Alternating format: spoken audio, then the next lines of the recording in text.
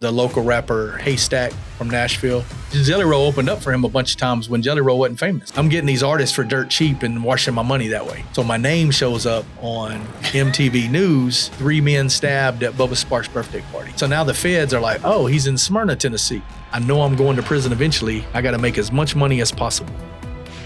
Both of my parents were addicted to drugs, and my dad was actually selling drugs and abusing alcohol to the fullest. And so my dad had been on this alcohol binger and taken, I think it was Quaaludes, and I think the story is true when you see it in the movie Wolf of Wall Street, where they said if you fight to go to sleep, it actually has the adverse effect on it. So he had been up for days, ran out of drugs. My mother had me, and we were staying at one of his friends' house at the time. But the story was she was over there also shooting drugs herself. And so my dad was trying to come over there and get drugs too, and they was running him off. And so he done got into this rage where he had got his shotgun, was running around my grandmother's house. He was, saying he was going to basically come over there and kill everybody in the house, including himself. And then my grandmother's brother hid the shotgun shells from him. And so now he's tearing up my grandmother's house trying to find these shotgun shells. But he changed his language from going over there. Now he's just going to pull the gun on himself, basically. So my grandmother's brother, which was his uncle, said, here, take your shells and I hope you do a good job with it, and so gives him his shells back because they're just over it because he's been raging, tearing up the house for days.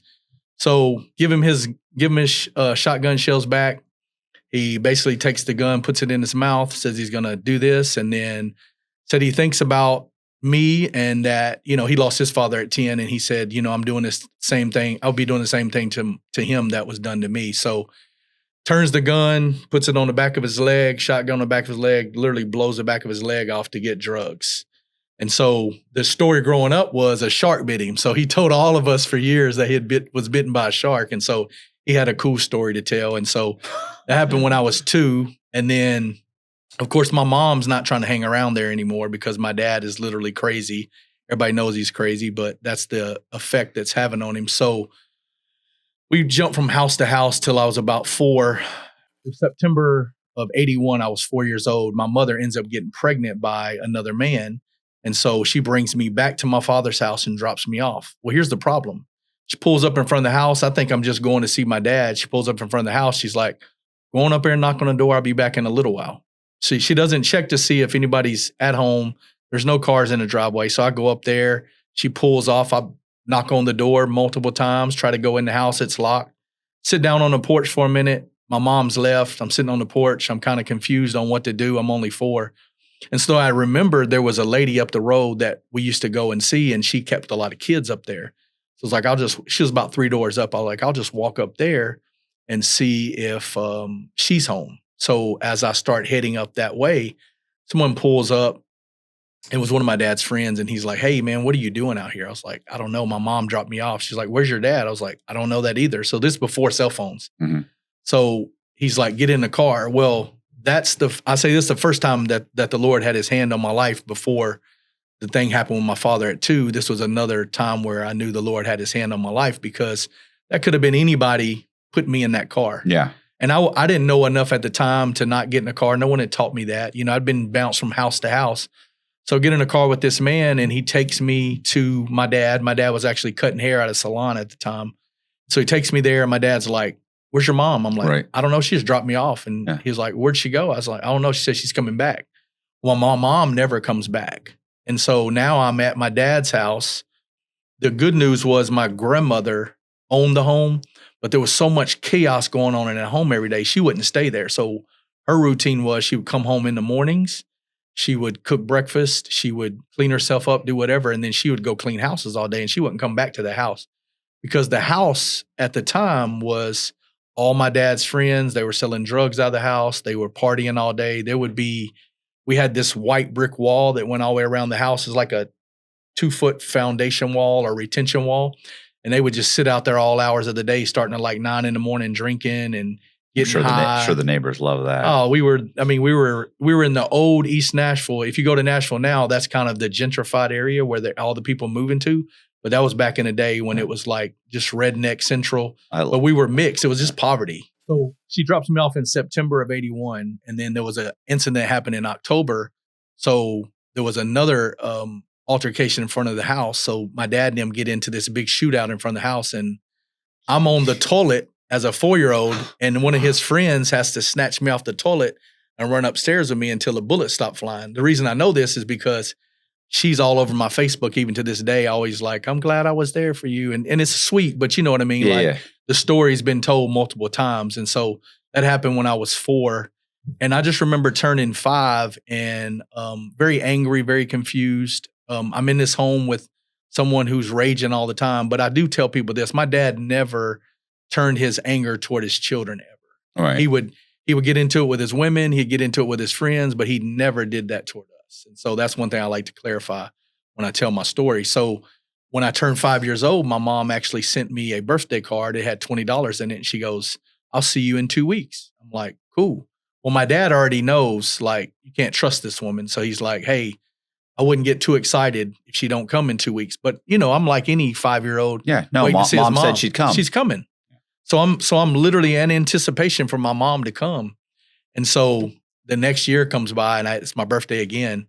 And I looked at my dad and I said, it sure has been a long 2 weeks. Right. And from there, it just became a joke in our life. You know, it became a joke, you know. And so when I was 6, my dad ended up bringing a woman home and marrying her and then ended up having 2 little brothers through her. Right. So my dad ends up having 3 sons. So they're in this addictive, tumultuous relationship as well. So I can remember this. I tell people the story. You remember the cartoon Tom and Jerry? Yeah. So I can remember nights where my dad would go out and be drunk all night, and then we would be there at the house. And this probably happened for like 3 or 4 years nightly. My dad would come home. She would be like, where you been? What you been doing? So-and-so. I just can remember being woke up and having my little brothers there that was small because they were like 17 months apart. But what would happen was you come in our living room, we had a bedroom, then a bathroom, and then another bedroom. So it just made like a big circle, right, into the living room. So I would wake up to them screaming, and he would be chasing her around the little circle, and then eventually she'd be chasing him. And so I don't know how she'd have something in her hand chasing him back. So this went on, you know, many, many nights. And I would remember like sometimes they would even take us to the next door neighbor's house just to get us out of the chaos. So that was normal. What we grew up thinking was normal as a child, you know. And so eventually my dad was selling bud out of the house. And so what happened was he got tricked. And when I was like 8 years old, he had sold some stuff out of the house. So the narcotics people called him on the telephone. They're like, hey, man, we just got your boy up the road and you need to get out of that house because they're coming to you next. Okay, wait. The narcotics people? Well, I don't think he knew it was the narcotics people at the first. Someone called him on the telephone and said, hey, it was actually narcotics detectives, but he didn't know. He said, hey, I'm a friend of so-and-so's. He just got busted leaving your house. They're on the way to your house right now. So my dad gathers up all the drugs in the house and puts it in this old school orange cooler. Right. Back in the day, they used to sell the little bottle of drinks out of. So he gets this cooler, gets everything in it, all his paraphernalia, everything. He runs out the back door, jumps the fence. They're in the alley waiting on him. The narcotics are in the alley waiting on him. They draw it out on him. So they didn't have a warrant to come in that time. So they laughed at him when he got to the alley. They told him. Kind of brilliant. Yeah, it is. They told him, they said, you actually fell for the oldest trick in the book. So my dad's fighting that case, and he ends up having to, like a year later, he ends up having to do like 6 months in jail. So in the process of him doing that 6 months in the jail, I'm living there with my grandmother's house. I'm living there with his wife, my 2 little brothers. How old are you? I'm 9 at this time. Okay. So what's interesting is I knew she was up to no good, but I also knew I had to live with her. So like, even though me and my dad was tight, I'm like, I'm not in a hurry to tell him what's going on. I'm gonna let him get home first because I got to live here with her. So my little brothers end up going to visit. And so when they go to visit, my dad's cutting hair in the county jail. So that's back when you could hold cash in the county jail way back in the 80s. Well, he gives my little brother like $1. My little brother goes, that guy working on my mom's car gave me more than that. So he dry snitches him. Right. Dry snitches his mama straight out, right? And so my dad calls me on the phone. He's like, who's this and this and this? And I was like, oh, well, all I know is, well, how long has she been? I said, he's worked on her car. She's went somewhere with him a few times. He was like, why do you tell me? I was like, I got to live here with her. So they fall out. Before he gets home, she ends up leaving with my two little brothers. And so now I'm in this home with just him. And then we had, my grandmother's house was one of them homes where anytime somebody didn't have a place to stay, they stayed there. So we always had a house full of people living there. And so then it transitioned because he didn't have no one to fight with. So he would come home at night. And this happened for like 4 or 5 years. So the party would happen during the day. And then by 7 o'clock, my dad would go take a bath, or already knew at that time he's getting ready to go out. So what he would do is he'd go take a bath, and then he would leave for the bar every night. And they had like different bars they frequented in. So he would leave for the bar, and I'd just be in that home by myself at 8 years old. I was probably 9 or 10 by then. Sorry, I was probably 10. But I was old enough where he could just call me on the phone and make sure I was good, and so he would leave every night. But what was interesting was I kind of got forced into the father role, because he would leave and he would go get drunk all night, and he'd come in like 2 o'clock in the morning, and sometimes couldn't get his keys in the door. So I slept in the living room on the couch anyway. So I'd go and let him in the house. And so my dad was one of them. If it wasn't, he was either an angry drunk or he was a depressed drunk. So he would be so drunk, he'd come in, he'd be like, nobody loves me. Wake up, come in here. So I'd basically go in the kitchen with him, help him find food. He would eat food. Eventually I would find his keys and hide them from him, because I didn't want my dad to go back out and kill somebody in that vehicle or himself. So he'd get done eating. A lot of times he would go looking for his keys. I got to go somewhere. And I was like, help me find my keys. So I would run around the house and act like I'm looking for these keys. And the whole time I got them hid. And so he would eventually pass out. I'd sit at the foot of the bed until he passed out. He would pass out. I'd go to bed. My grandmother would wake me up to go to school. I'd give her the keys. And that was kind of like a ongoing thing in my home. And so the next thing that happened was I was probably 10 years old. My dad does those 6 months and comes home. When he comes home from doing those 6 months, like a month later, he's passed out in a car with a bunch of people, and they go to burglarize a Pizza Hut. So they go to rob a safe at a Pizza Hut. So my dad's passed out in the car, but he gets caught with them. And so now he's facing this charge. And so he's fighting this in court now, and he's on probation for this other thing. And so it was probably 6 months after that, I was outside one evening, and the rule back then, as you guys know, not like today, you come in when the streetlights come on. So I'm standing out in front of my house. I got a bunch of friends with me, and we're just all hanging out. And I hear my dad come to the door. He's like, hey, you need to come on in. It's getting dark outside. So I told them bye. I come in the house. I probably went in the house 30 minutes. I hear somebody knock on the door. Kind of a more beat, but it wasn't like beating it down. It was just kind of a hard knock. Law enforcement. So what I thought, So what I thought though was one of my friends got locked out of their house and couldn't get in, so they were coming back to stay.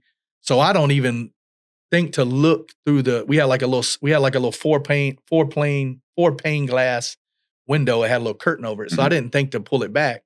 So I just unlocked the door and opened it, and then shotgun, they laid me on the ground, and he had been selling out of the house again. So they put me on the ground. Is this a robbery, or is this the police? It's the police. Okay. So the police are coming in. So they basically tell me to get on the ground. They cuff me. They set me on the couch. They ransack our house. They find like 4 ounces of bud. And so now he's fighting all 3 of these charges. Jesus. Yeah. I remember real quick. We used to, sometimes we'd hide my dad's keys. Sometimes we would go and take the starter cap off. Oh, wow. It was back, like all the, the spark plugs. But there was just 2 little switches on you just pull the little thing off and you could pull it up. If you just pop it at all, it doesn't start. It just goes. So my mom, because he would yell at her for hiding his key. Where are my keys? And she'd go, George, your keys are right here. Yeah. You shouldn't be driving. Couldn't leave. Yeah. And he'd get up and I'm leaving. And she goes, you shouldn't be driving. You would, please don't leave. Knowing. No, please don't leave. No. And he's out in the car. His car won't start. He has no idea. Yeah.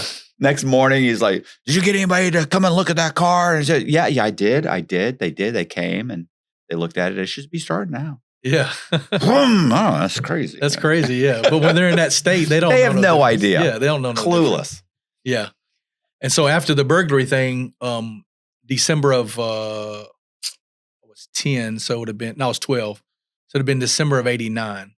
So the burglary thing happens. He gets out on bond for that, and then I'm laying there asleep, and somebody taps me in the middle of the night. It's like 4 a.m. They're like tapping me, and they're like, "Hey, get up." I was like, "Why are you waking me up?" They're like, "It's about your dad." I'm like, "What about my dad?" And they're like, "You need to wake up and hear this." So now I know it's something serious. So I raise up, and they're like, "Your dad's been shot." I'm like, "How?" They're like, so my dad had went into the projects to buy drugs, and Who is this? It's a family member. Okay, just family member. I think it was maybe his sister. I told you, it was always random people staying there. Yeah. So it was a family member there with me, but they tell me he's been shot. So what happened was he went into the projects to buy drugs, and he gave the young guy his money, and the dude pulled the pistol on him. So my dad starts backing up. It's like, oh man, it ain't got to be like that. And the dude aims at his chest, and my dad says when the gun fires, he said, I don't know what it was, but it drops. And so he gets shot in the stomach. And so he stays in a hospital for multiple weeks for that. And, I just remember this because there were several Christmases where I would wake up and there'd be nothing under the tree because my dad, he could do the best he could do just to get a little bit of food in the house. He cut hair, he would do odds and ends things, but he was so addicted to everything that he never, had anything extra. So I just remember Christmas being one of those things where I never looked forward to the holiday. So when he's shot, I'm thinking, I'm glad my dad's okay, but he comes home like 2 days before Christmas. And I can just remember this vividly, like, well, here comes another Christmas where there's going to be nothing under the tree, which I didn't have high expectations at that point anyway. So I'm 12 years old and I'm mad at the world. I'm mad at what I think who God is at the time, what I'm being taught. I'm mad at him. I'm mad at my mom. I'm mad at my dad. I'm mad at everybody for having me in this environment. And I'm really like, why me? You know what I mean? Yeah. So the book I'm actually writing now is called God, Why? It was all the questions I had growing up that I didn't get the answers to until later in life because I had to learn some things about life to realize what I went through was not my fault, And so from 12 to 15, nothing really excited happened except for there was one incident, which was absolutely bizarre.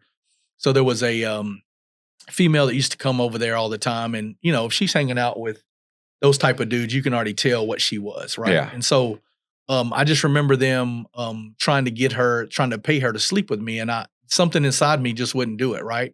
Even though I was like going through puberty and I was like, this would be great. There was just this voice inside of me that would tell me, don't do it, don't do it. And so I was more nervous than I was excited. And so she would come on to me, she'd rub my leg, all that stuff. I'm 12 years old going through puberty. So I don't do it. And then come to find out, like a year later, she dies of HIV. So I was like, there's another time where it could have went real bad. And something inside of me was like, don't do it. Right. So then I started learning how to listen to my conscience and my voice inside. By this time I had gotten saved, what I knew to be saved. I didn't know what it really was. I just went because everybody said, this is what you're supposed to do. But I do know that when I asked the Lord into my heart at the time, that the Holy Spirit was living inside of me because there was things that was happening in my life that I didn't understand, but there was always this voice speaking to me, kind of pulling me away from the danger, so to speak, if that makes sense. No, I think it's always there. I just think people choose not to listen. They just ignore it. Yep. I believe now that I know who God really is and I know the nature of God, it's like anybody that has children, I tell them he's a loving father that always wants to speak to his children. But I think a lot of times we're too busy or we just choose to do it our own way and we don't want to listen. Yeah. No, I believe that. Yeah. I think it's, I think it's funny because, people mock it so much until you really start to listen and things start going right. Yep. And you're like, well, test it out. That's what you know what I'm saying? Test prayer out. Like, how is this? What is happening right now? Yeah. I mean, it's not like it's dropping, $100 bills from the sky, but suddenly when you start doing everything right and kind of pay attention, and listening, things just subtly start to kind of go your way, a little here, a little there, and before you know it, lots of things are going your way. And then if you look back, you kind of go, the only thing that really changed is me. Yeah, me doing and my thoughts about it. Yeah. Yeah. Yeah. My intent. Yep. And so so then what happens after that is 1992, I'm 15. My dad is just, been who he's been for so many years. And I could just remember praying one time and asking the Lord, I'm like, why can't you make my dad normal like everybody else? And so only thing I thought normal was at the time was my next door neighbors. Their father would go to work all day. He'd come home. He'd have dinner with the family. He might kick his foot up and have a beer or watch TV with the children. And then, it was just a very peaceful life. Well, all I ever known was chaos. So I would pray this prayer every single night. Only prayer I knew to pray. Make my dad normal like the rest of the fathers that I know. So that's the only thing I knew to pray. Well, in 1992, I was 15 years old. My dad actually goes into the hospital. He has he wakes up holding his stomach and it's hurting so bad he can't move. So he's just holding a pillow. So one of his friends takes him to the hospital and they end up admitting him. And so they tell me, your dad's been admitted. Come to find out he had pancreatitis, which he had tried to drink himself to death. He had drank so much alcohol that his pancreas had swollen up so bad that they didn't know if he was going to live or not. So the next day, it's very interesting. I tell people this. It's interesting how many, and you can attest to this because of your background too. It's interesting how many friends you have when you're doing wrong, but then how many show up when things actually go wrong for you. So my dad's in the hospital, admitted in the hospital. So nobody shows up to party at the house the next day, right? So I come home from school. I'm trying to get a ride to the hospital to see my father. Nobody's there. So I just remember walking. All of his friends. All of his friends. All the good friends. All the good friends. Yeah. They weren't friends no more. There was only one. The one that took him to the hospital was only one that came and checked up on me consistently. So I ended up walking to the hospital, and this was probably the first time I'd ever experienced anything like this. So I walked to the hospital. It was like 2 miles away. So if people don't understand, when you go through withdrawals from alcohol, they have to strap you down.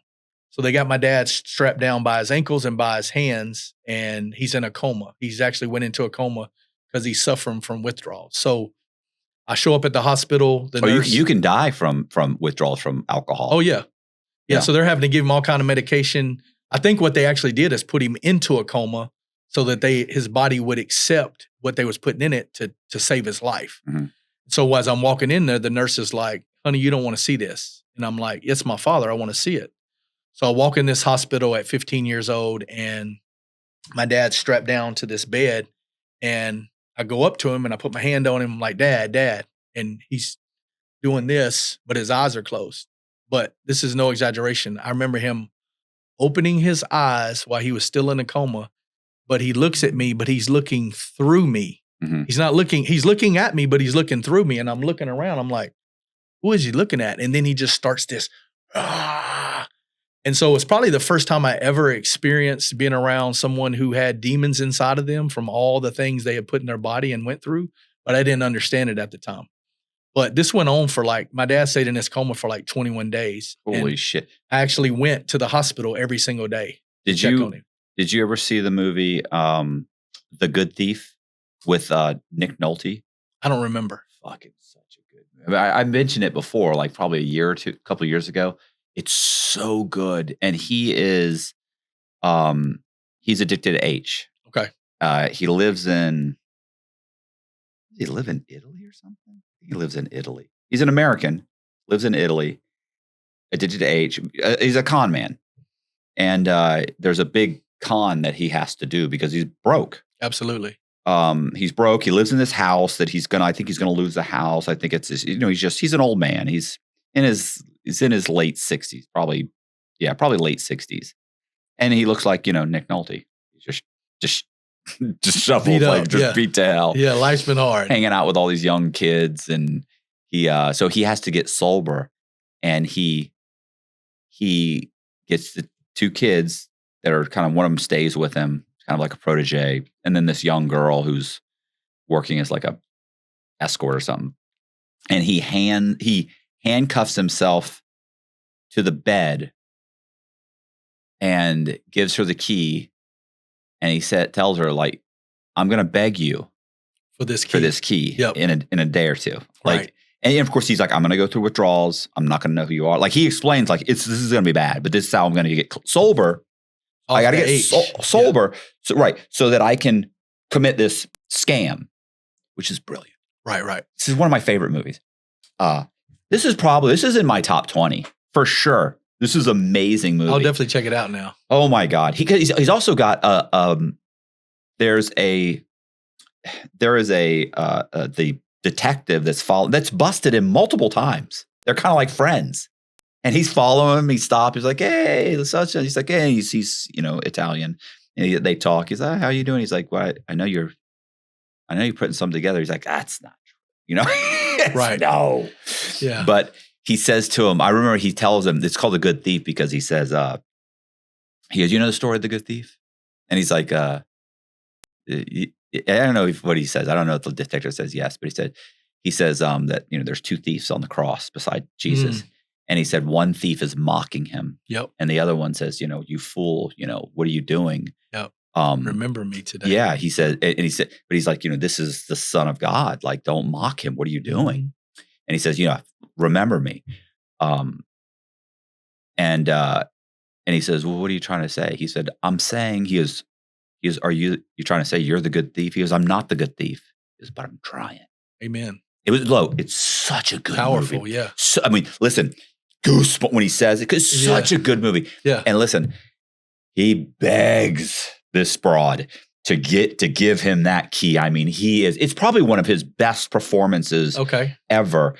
And yeah, it's a great movie. And he begs her, bro. He goes through hell trying to get sober, but then he gets sober and he pulls off the con, and it's just this phenomenal, amazing movie. I love that the movie's actually based off of what you told me about the two people on the cross, because I think that's powerful, because this is what I always tell people, like, you got denominations, and I won't, like, right. I choose not to, but you'll have some to say, if you don't get baptized in water, then you're not saved.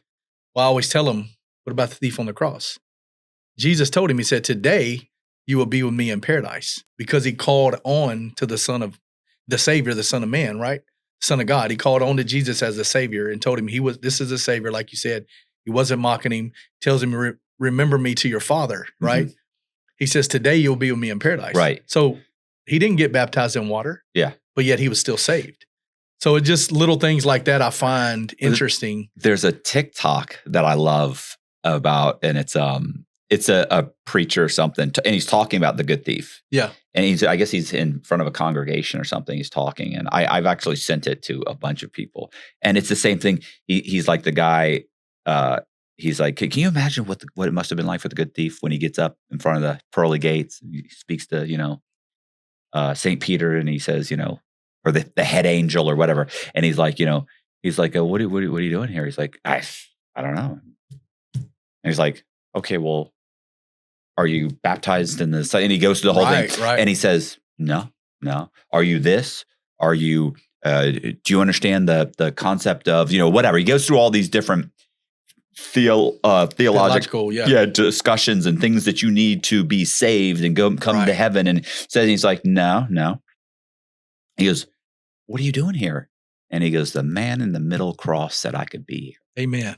That's good. And then he goes, that's all you need. That's it. It's a great, I'll send it to you because I'll send it to you because I know it comes up all the time. It'll come up on my feed immediately because I probably watched that thing 50 times in the last year. You ever heard the joke about Lazarus? Mm-mm. This is great. So it's one of them comedians that tells a story. His name's Chris something. I don't know. He's super funny though. But he says, can you imagine what it was like for Lazarus? He said, when Jesus raised him from the dead. What, his wife? The wife? What? Yeah, go ahead. So he says, so here's Lazarus. He's up in heaven. He said, day one, he's just now unpacking his stuff.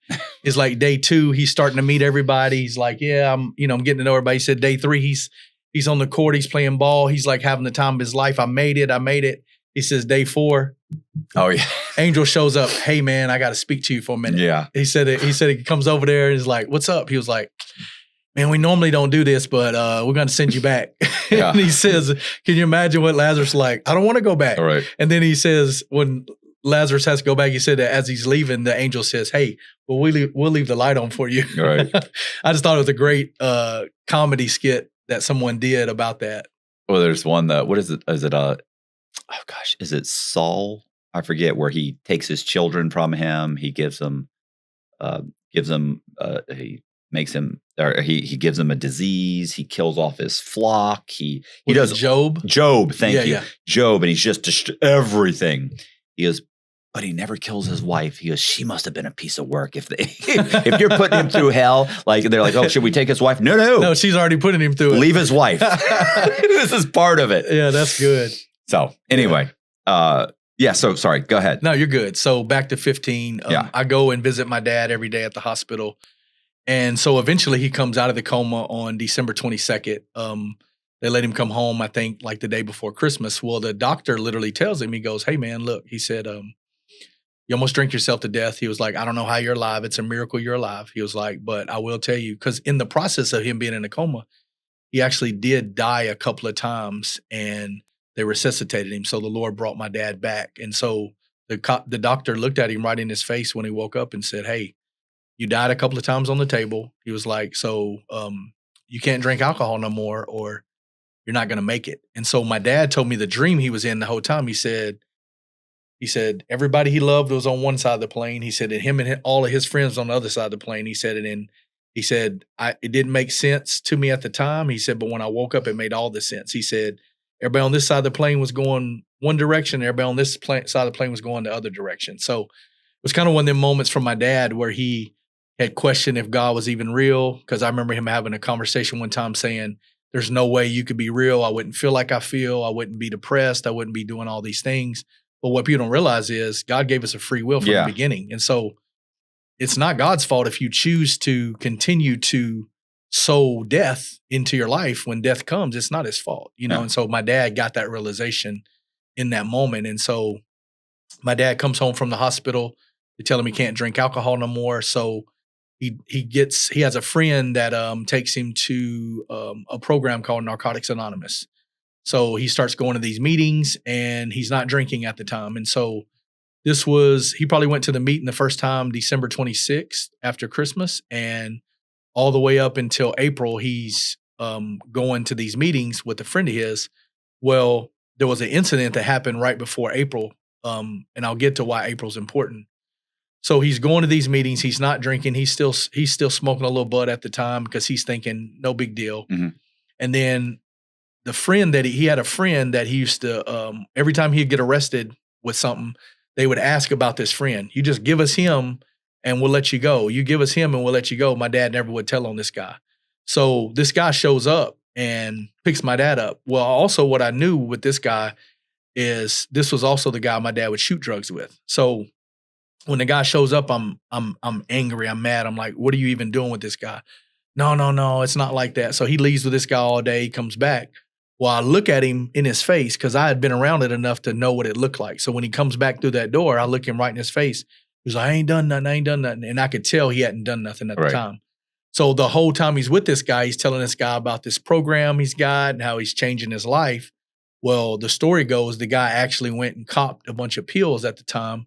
And back then it was called Dilaudid. And so they would shoot these up. So he came back. He actually gave my dad one. The whole time my dad's telling him the story about Narcotics Anonymous, the dude's like, yeah, I hear you, and gives him a pill. So my dad puts it in his shirt pocket, but doesn't do it at the time. So he comes home, instead of throwing it away, I look him in his face and I'm like, he's not high. I know that because I've been around it my whole life. So my dad runs to the bathroom. So I'm like, I know what he's up to. And mind you, I'm on this thing that my dad is getting his life together. I'm believing this myself. Right. He's convincing everybody. He's convincing me. And so this is probably around March of that year of 93. He goes into the bathroom and I go stand right by the door because I know what's fixing to happen. So I stand right by the door. He's probably in there 15, 20 minutes. I know he's not using the bathroom. He comes, he pops that door open and I'm standing there. And I look him right in his face and I could see his eyes. I could tell he went in there. I could look at his arm and tell what he had just done. And I looked him straight in his face and I said, man, you make me sick. And he looked at me and he said he went from here to here. He said, I was high. He said, as soon as you said that, he said, I was high no more. And he looked back at me. He said, I know, son, I make me sick too. What's beautiful is a month later, he goes into Narcotics Anonymous. He goes on a retreat with them and he stands up and he gets honest finally. And he tells them, hey, I haven't drank since December 1st, but I did do this, this, and this. He was like, so I got to give these key tags back because I don't really have this much clean time, and picks up a brand new clean chip then. And so my dad's been clean off drugs and alcohol since April 7th of 1993. So that's the beautiful part of the story. But now my dad's trying to be a father and I'm in my teenage years. Mm-hmm. So you can already see how this is going to go. It's kind of a friction thing now. My dad's trying to finally be a father, but I've basically been running with whoever I want for years, doing whatever I want, trying to be the dad in a situation. Now he's trying to be the dad. And so I found myself running with some people. And when I was 16, I got my car. And so I'm running with a group of guys. And I can just remember my dad telling me, like, that's not the crowd you should be running with. But I'm like, who are you to tell me? Like, I watched you do this my whole life. Now you want to tell me how to do this. So I was already kind of shaped in the direction I was going. So when I was 16, we had an incident where I was running with these specific guys, and we went over to this girl's house to pick. She just told us to come by. So me and two other my friends go over there, and we were 16, her brother was 19. So he comes to the door, is like, get off my steps, y'all need to leave, y'all ain't talking to my sister. We're like, she told us to come over here. So he kind of gets aggressive with us, comes out on the porch, starts a fight with us. So we end up jumping on him. The three of us jump on him. And then the reason I'm telling the story, because it leads to something very chaotic past that. So we hurt him pretty bad, and then he goes to the hospital. So about probably 3 weeks later, I'm working at Kroger's, and I'm like a courtesy clerk. So I'm going back and forth to people's cars, bringing their groceries. Well, some of his friends show up in the parking lot, and one of them walks up, and they're like, hey, we're going to be across the street waiting on you when you get off work. And it was probably 5 or 6 of them. I'm like, okay. So by this time I'm emboldened, you know what I mean? I'm like, I'm not scared. So I go in there and I make a phone call, and I call my group of friends, and like 3 of them show up. Well, here's the problem for them. There's only 4 of us, but one of the guys that we ran with, he was like, at 16, he was like 6'2", 250. He was a junior Olympics boxer, that mixed guy. So like I watched him go to the dam. We used to go to the dam on Saturdays. They would always be fighting at the lake, and I watched him knock out grown men. So I knew I was good with him in my corner, right? So I end up getting off work. They show up. We go across the street, 6 on 4. We basically handle our business, and we think it's done, right? So I'm not thinking nothing else about it. In between the next incident that happens, I'm actually at the mall one time, and we're leaving the mall, and I got a group of friends with me, and the mall's closing. They're like, y'all got to go. You got to go. So I had got this little, I don't know if you remember, they're like the hollow rope chains you could get. So they bought me one of them big old round ones. That's what I wanted for Christmas. So I got one of them big fat ones. It was hollow though. It wasn't, so it wasn't really a lot of gold at all, right? So I got this around my neck. I think I'm cool. I'm leaving the mall, and the mall's closing. And as soon as I'm walking backwards out of the mall, dude puts a gun to my head. He's like, take that chain off. And I'm like, whoa. So, take the chain off, hand it to him. Well, when he does that, my friend runs inside, because, it's a lot of mall police and security. Hey, my friend's being robbed. My friend's being robbed. So the dude takes my necklace and takes off running across an empty parking lot, because, again, the mall was closing. It was pretty empty. So they get on the radio and call it. He tries to go up this embankment, and the police swarm him everywhere. And so basically I get my chain back. They never brought me to court on it. And they end up giving this guy like 9 years for armed robbery. Oh shit. Yeah. He was from California. So he had a rap sheet for this. Well, what's interesting is my dad, again, you don't need to be hanging out with those guys. That's trouble. Like, those aren't the guys you should be hanging out with. Look what's happened to you already. You've been in 2 of these fights. You get robbed. Well, I couldn't put it together. Like, this robbery had nothing to do with them, was my argument. So fast forward probably a couple months later, it's summertime. Well, that was after Christmas. So go into the summer, I remember we're hanging out with these females, and one of my buddies gets a phone call. He's like, hey, the guy's name I told you, the mixed guy that could fight, his name was Taj. So they're like, hey, Taj has been shot. I'm like, whoa, what happened? They're like, hey, he's at the hospital. We got to go. So we leave and we run to the hospital, and he had got shot in his wrist here fighting with some guys. Well, come to find out, the same guys that we had got into it with it previously, they were some friends of theirs. So he shows up at this house with some people that he knew, and he thinks they're all cool, and then they all get into a big altercation. Well, they know they can't whoop him, so one guy pulls out the gun, and as he's swinging at the guy shoots him in the wrist. Well, we pick him up from the hospital. He gets discharged the same day. They're like, hey, we need to go back over there and pick up so-and-so. So there was a female over there that got stranded there. This is before Uber, Lyft, or nothing. We got to go pick her up. So I'm not thinking the people are still over there. We think we're just going to pick her up from a house. So I got this two-door Beretta. It's a silver Beretta. It's a car, two-door. I got his big self in the back and me and a friend of mine over here. So I pulled the seat up. We're in the alley. I pulled the seat up. I let him out. As soon as he steps out that car, dude pulls a rifle. He's like, hey, get back in the car or I'm going to kill you this time. That's what he tells my friend. I'm like, bro, just get in the car. We can get her later. Just get in the car. So I left my seat back up.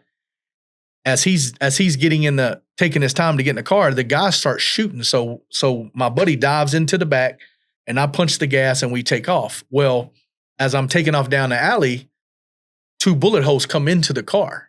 Well, what's interesting is I'm driving like this and you can see the scar there. So the bullet comes through and it just burns my arm, fortunately. Hits the dash. A piece of it breaks off the dash and hits my friend in the lip. So he's like, I've been shot. So we don't know. He's bleeding over there. And so we get about, half a mile down the road, we get out of this alley. We all get out of the car and evaluate ourselves to see if we've truly been shot. So all it was I got grazed.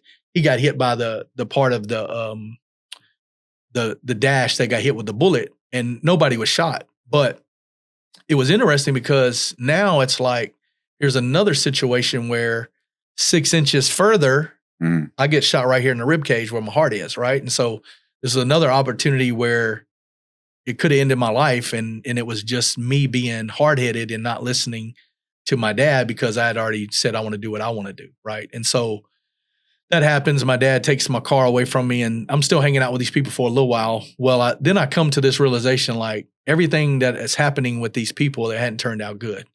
So end up not really going back over there. I get my car back. I'm not going back over into that specific neighborhood where we used to all run together, hanging out with a different group of friends. And so I'm getting ready to graduate high school. I'm 17, and I'm probably a month away from high school. And my friend gets into it with this guy before school over a girl.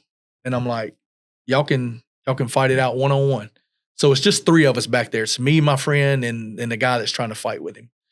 So they get into a fight, and my friend had something going on with his shoulder where every time it always happened to him. Every time he had played basketball or every time he'd throw a punch, his shoulder would come out of place. So him and this guy get into a fight. I could see his shoulder come out of place. The guy gets on top of him. I'm telling the guy, he's done. The guy's on top of him trying to beat on him, like, get off of him, basically. He won't get off of him, so I hit the guy off of him, and then they bring me into the office, and they're going to expel me from school. Now, mind you, like, I've worked hard to try to get through high school because I was the first one in my family to ever care. And so I begged them to not put me out of school. And so eventually my dad comes up there, a lot of things happen, and I'm actually afforded the opportunity to graduate and walk. And so I walk. And at this point, I'm like, I gotta do something different because I know that what I've been doing has only led to bad things. And so I'm going to find a new group of friends. So I end up hanging out with this other group of people, and we're all living in this little apartment above his aunt's house. I want out. I want freedom. I'm graduated. I think I'm grown already. And so we're living above his aunt's house. And so come to find out, they're actually selling bud out of that house. And I didn't know it at the time. And so I start seeing all these people run in and out. And I'm like, man, what's going on? What's going on? I done moved in, and he's like, oh man, it's just a little this, little. I was like, man, like I done seen too much and been around too much. I don't want no part of this. So I end up leaving that house and going back to my father's house and staying with him. At that point, I'm like, what's the escape? How do I get out of all this? So I joined the military. So I go into the Air National Guard. Well, I've always been a big guy, so I had to like run and train for like 6 months just to pass. I had passed the ASVAB. I did all the things I had to do, but back then they did what's called a neck and waist test. If you couldn't get your weight below a certain thing, they would measure your waist around your belly button and measure your neck, and you had to get to a certain place in order for them to accept you, right? And so I was working 2 jobs. I was training, running, doing all this every day. And I finally get accepted to go in. So I end up going into the Air Force and go to basic training in April of 1996. Well, I wish I would have went active duty. I tell people if I have any regrets in this life, it was that I didn't go active duty. But what I didn't realize at the time is I'd already adopted this orphan mentality. And so my friends that I thought were my friends, the people I thought that loved me, that was the only people that really showed me real love my whole life, right? So surely I can't leave them behind, because you go active duty, you're leaving everybody behind. Mm-hmm. So I joined the Guard. I end up going into basic training, get through that. I stayed in Lackland Air Force Base for my school, end up being a cop in the Air Guard. And so I come back from training. They actually give us some orders. We're actually doing some full-time stuff here and there. And then I end up getting a job at the Sheriff's Department. So I go through the whole training academy for the Sheriff's Department. And so I'm only having to report once a month to the National Guard because I'm not active duty. So we had to report once a month. And you get paid on a government scale, but then you got to do 2 weeks out of every summer. So I go get a job with the Sheriff's Department, and a guy I went to high school with got me on because his dad was a cop. So I go to the Sheriff's Department, go through the whole training academy, and this is probably 98. And I was probably there about 7-8 months. Well, the problem was, it was a problem for me then, but looking back, it was my own problem. But there was too many people I knew from high school locked up, and I was on the other side of the fence, right? So I'm the one with the keys. And so long story short, I was SIS come in, they investigate me, basically they made me do a polygraph test and got caught feeding inmates outside food. And so you're bringing in food. Yeah. Like what kind of food? Like McDonald's, different stuff. So what I would do is I'd order my own food and I would order extra. So I would eat my food. I would take the what looked like trash, but it would be more food, and I would throw it on top of the trash can. Yeah. And my buddies would know when I put that trash out, come get the trash. Right. So some girl told on me, one of the officers told on me. So of course I'm denying it the whole time. Right. And so you're under investigation. The problem was my lieutenant at the Sheriff's Department was also part of my Guard unit, right? So this is now mixing, and it shouldn't mix, right? Because when you're in a Guard, it shouldn't mix with your everyday life, but you still are kind of owned by the military. So I'm under investigation. I'm getting flack from my higher ups in the Guard. They're like, "Hey, what's going on with this?" I don't know. It's all nonsense. Well, can you take a polygraph? I'm like, sure. So I didn't know no better. That was dumb. So I take this polygraph test, and the SIS give me the polygraph test. They don't tell me how it's doing. I thought I was doing really good, to be honest. But here's what stumped me up. They're just using very general language. Yeah. Well, they went the very last question they asked them. They said, "On this day at this time, did you feed?" And they called out the inmate's full name, food from McDonald's. And I was like, I felt it. I felt it inside me. I felt something jump inside me, and I was like, no. And there was like, okay, this concludes the test. Well, I ended up getting a letter in the mail. You've been terminated from the Sheriff's Department. So now this is causing a lot of flack here at the Guard unit. And then I was probably there about 5 years in the Guard unit, and they were fixing to leave they're going to call us up to Afghanistan. So when you're in a Guard, if they call you up, you go and backfill either for another active unit at their location, you go there, or you'll go and just kind of be a part of the people that are going. So they're going to call us to Afghanistan, and I'm like, I'm not going. Because what had happened was I had ended up going to these summer trainings that I'd have to do, and we'd go out for 2 weeks. Well, I remember them taking us to the worst one I had. We was training for a big inspection. You had to pass this inspection in order for your Guard unit to stay afloat. And because we're cops, in normal duty, you protect the flight line, you protect the front gate. But in wartime, you actually are infantry. So they take us out to the desert. They take us to Indian Springs, Nevada. It's 45 miles outside of Vegas. I'm young. I can see all the lights in Vegas, but I don't get to go, right? So I'm out here in foxholes. We're doing simulated war training. We're, running around with all this gear on, shooting at each other with blanks, and basically sleeping in foxholes. And so when I came back from that trip, I just remember telling myself, I'm like, I'm never going back across seas if they take us, because I didn't like the sand. You know, still to this day, I'll go to the ocean and I'll get in the water, but I'm over it. Just take me back to the pool, because sand gets in every crevice of your body. And it was so fine, and it was like moon dust there, and it was so nasty. I was broke out everywhere. When I come back, I'm like, I don't want no part of this. So now I got this thing happening with the sheriff's department. I done been through this. And then also I'm starting to go out on the weekends and hang out with people. So I feel like this guard unit's taking up my time, and I shouldn't have to do it. And so now I'm getting into conflict with them. But the whole time, where I look back, the Lord was actually giving me a way out of the environments I was in. And now I'm fighting against it, if that makes sense. Like I'm provided a way out, and now I'm fighting completely against it. So I end up going out with this girl one night, and it was the first time I'd ever, because I grew up around drugs. I had no desire for drugs. Even though I grew up around it, I never done them. I would go party and hang out with people, but I wouldn't do the drugs. Well, so have you dropped out of the guard yet? Well, I'm still in the guard to this point, but there's a lot of friction going on. Right. So this is right around the same time. So I go to this club one night. I'm hanging out with this girl, and this guy comes up. He's like, "Hey, do you want to try ecstasy?" I'm like, "What is that?" They're like, "Oh, you're going to love it, blah, blah, blah." So she's like, "I would love to try it. You're going to try it with me?" So I try it with her. And man, I tell people, the light switch went off. I felt invincible. I felt powerful. I felt everybody tells you they love you. Again, I'm coming up from no one showing me love growing up. No one knowing what love looks like. Now everybody's telling me they love me. So now I'm all these new friends. So then I'm like, I really like that. But I'm working a real job, and it's expensive. I think at that time you're paying like $25 a pill for it. So I'm like, how do I keep enjoying this? So I start going out on the weekends. Well, this is what starts causing a conflict with the National Guard, because I'm supposed to be reporting once a month, but yet I want to go out here and party now because I found something that I enjoy doing. So I would literally go out. You had to report on Saturday and Sunday. So I would go out on Friday and stay up all night and still report on Saturday. Because I was young back then, your body could keep up with it. So I would go out all night on Friday. On Saturday, I'd report to the guard, and then by Saturday night, I was back out doing the same thing.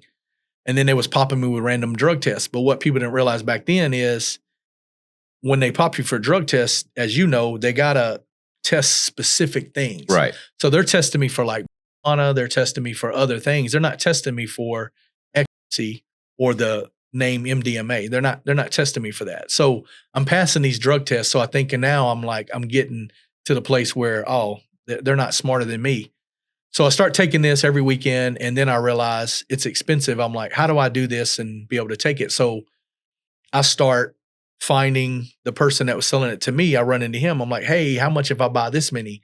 He was like, "I can do it for this." So I would start going and finding all my friends and be like, "Hey, how many people want them?" So that's how it started for me. How many people want them? I'd get their money. I'd go back. I'd pay for all of them. He'd give me a discount. I'd be able to take mine for free. So this probably goes on for about 3 or 4 months. At this time, I'm realizing that there's money in this. And so, but I'm not that bold yet to just take off and do it myself. So we end up going to Panama City with a bunch of guys. It's a vacation, and we're down there. I think I was 19 at the time. And I meet this girl, and we're all taking the ecstasy together. And she's like, "Oh, this is really good." She was like, it's full circle. She's like, "Hey, you should come to Tampa." She was like, "My brother can get these." She was like, "He gets good ones." And I'm like, "Oh, yes." I take her number down. We hang out. I go back to Tennessee. I tell my buddies, I'm like, "Hey, let's put our money together. We can go down here and get our own. Then we can be the guys providing for all the people, right?" So we did. We went back to Tampa, flew to Tampa, ended up buying like 300 at the time, 300 pills. This is right before 9/11. So what are the pills going for? I think I got them for $10, and I knew I could sell them for 20, 25 at the time. So he got me some for $10. So I ended up buying like 300. I think we'd put enough money together to buy 300. So before 9/11, you could come back through the airport. It was before scanners. All they had was just metal detectors. So we had planned it out. What I'd learned in that was a lot of the people that were working TSA at that time was just like retired old people. Yeah. Wasn't a lot of it. It's not like it is today. So So what we do is we take these pills and we put them in I wear really big jogging pants, really big sweatshirt, come back on a Sunday afternoon when I know the type of group that's going to be there. So I put them all in our tube socks. So we wear these big old long socks and we just stuff them down in there, and our pants are so baggy you can't see. So as long as you go through this metal detector, you have no metal on you, nothing's going to go off. But what's crazy is as soon as I come up the escalator at the Tampa airport, the police dogs are walking. And so I'm like, I can't make a scene and I can't turn around like I'm going back down because then I'm going to look super obvious. And you don't know, but you also don't know if they detect to see. Exactly. And so I think I had heard before, like dogs either are trained for explosives or they're trained for drugs. Right. And then with the drugs, they're normally trained for specific ones. Right. But keep in mind, it's pharmaceutical. These are like pharmaceutical drugs. Like that means that anybody carrying any kind of drug, pretty much, it would. Do you see what I'm saying? Yeah. These are not. These are synthetic. Right. Yeah. They're man-made. I can't imagine that the synthetics have a smell. Yeah. Are any different between the smell of that synthetic than Tylenol or true. Your heart medication. Yeah, because a lot of times you don't know if you're getting something real or not when you buy it from somebody because it looks just like it. So I would have thought. But then why you got 80% chance that I'm good? Why you got 300 in your socks? You know, that was the other. So I come up off this top of this escalator, and I kid you not, man, I turn and I walk to where I'm supposed to go to, and this cop and this dog walk right beside me for about 20 yards, and all my friends are just deer-eyed looking at me, and I'm like just walking straight ahead, and I actually just start a quick conversation with the guy, like, hey man, how's your day? Because at this point, I'm so nervous, but I don't want to be so obvious that I'm not even speaking because he's right beside me. So I make small talk. Dog obviously doesn't detect it, and they kind of turn left and go somewhere else. And so I get through there, fly home, sell those so fast. I'm like, we got to do this again. So then we gather up some more money. And so I think we went back down probably like a month later because at the time I had a child on the way.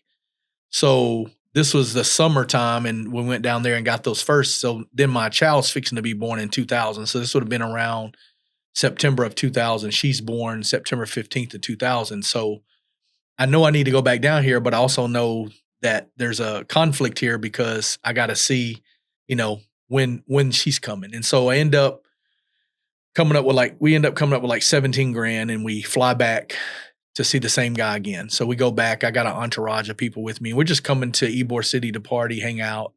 But mainly we was coming down here to get that. So we get down here and we party one night, and the next day, it's a Saturday, I'm supposed to go meet with the guy. So since I knew the chick, his sister, I was the only one they trusted. So I show up, me and my buddy show up. They're like, hey, you get in with me. We're going to go do this transaction. They can stay here. We'll bring you back here. So again, not knowing what I know now, I'm thinking, oh, I'm fine. So I get in the car. I got $17,000 on me. Ride out. Well, little did I know we got to go to the Everglades. And at this time, I don't even know where any of this stuff is. I'm a little more familiar with it now because I've been living here for 2 years. Mm-hmm. But at the time, I have no idea where I'm going. So put me in the car. We ride together. And I trusted this guy because I knew his sister. And so we're riding, and we go to some trailer way out in the middle of nowhere, in the middle of nowhere. Who knows where I was? My friends didn't know. Don't have no cell reception. This is back when cell phones first came out anyway. So there's no cell reception. So I get there, and we go and we talk to some people in this shady house. He's like, hey, we're going to have to go get him. The guy's going to meet us, but he's coming up from somewhere. I don't know where I'm at. So now I got to trust this guy with $17,000, and they're going to leave me at this house with who knows what. So I give him the money. He drives off with another person. They're gone like 3 hours. My friends, I have no idea what they're thinking. They can't get a hold of me. They're probably thinking something's happened to me, right?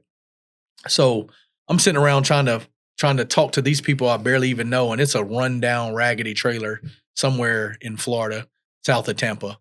So they're gone for like 2 or 3 hours. They come back, ends up being a dry run.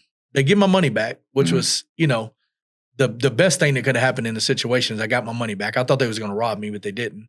So they give my money back. They're like, hey, the guy didn't have what he said he had, so we decided not to do it. So they gave my 17 grand back. I came back to my friends. They dropped me back off. Everybody was upset, so we flew back home. Well, I said, I'm not doing that no more because too many times in that scenario, I felt something bad was going to happen, right? Right. And I escaped it. So I'm like, I'm not going back down there. So now we're like, what do? Now we're here and we got all this money, but yet we don't have a plug. We're not going to go back to the old way because we done figured out that we can do it without, paying a high price for it. So we end up hooking up with some bodybuilders that I knew one of the guys from way back in the day, and I didn't know he was plugged. And so that's how Nashville was back in the club scene. Like everybody knew somebody, right? Mm-hmm. So I just kind of put the word out there, what I was looking for. And they're like, oh, so-and-so's got it. I'm like, oh, cool, I know him. So I go up to him and he's like, yeah, I can get you some. So we end up getting a plug in Nashville, and we buy from him with cash a couple of times. And I think we're getting it for like $7-8 at that time. And we buy a few thousand, where do we get our money up to for that? And then eventually they start trusting us. And so eventually the dude's like, look, I don't need you to pay me for them up front. I'm going to get you a lot more. So what was going on, I didn't know it at the time, but how they was getting it here is because they was in the bodybuilding circuit, they would fly to these shows out of the country. So they would go to like Germany. So they were getting these pills from Holland. But the smart thing they was doing is they were packing all the pills in vacuum cleaner hoses. They put the vacuum cleaners back in the box, the original box, tape it back up like they're shipping a vacuum cleaner to the US. And so they're shipping these vacuum cleaners over here, and that's how we're getting the pills. Well, we get plugged with this guy. And so what our normal routine was, we'd go out to eat with him on Thursday night. He'd give us 2,000 or 3,000 pills, and we would we'd give him his money from the week before, go to dinner on Thursday night, pay him all his money from the week before. He wouldn't have the pills with him then. We'd go pick the pills up the next day. He was smart enough not to keep them together, right? So we'd pay him his cash. The next day we'd meet the guy under him, and he would give us an envelope with 2,000 or 3,000 pills. So we probably ran like that for probably a year. And so 9/11 happens, a bunch of stuff happens. So this is going into 2001. So I'm putting together, I had, I don't know if y'all remember the local rapper Haystack from Nashville. Kind of, he made a little way down here in Florida, Panama City. Anyway, he's a white rapper, big old guy.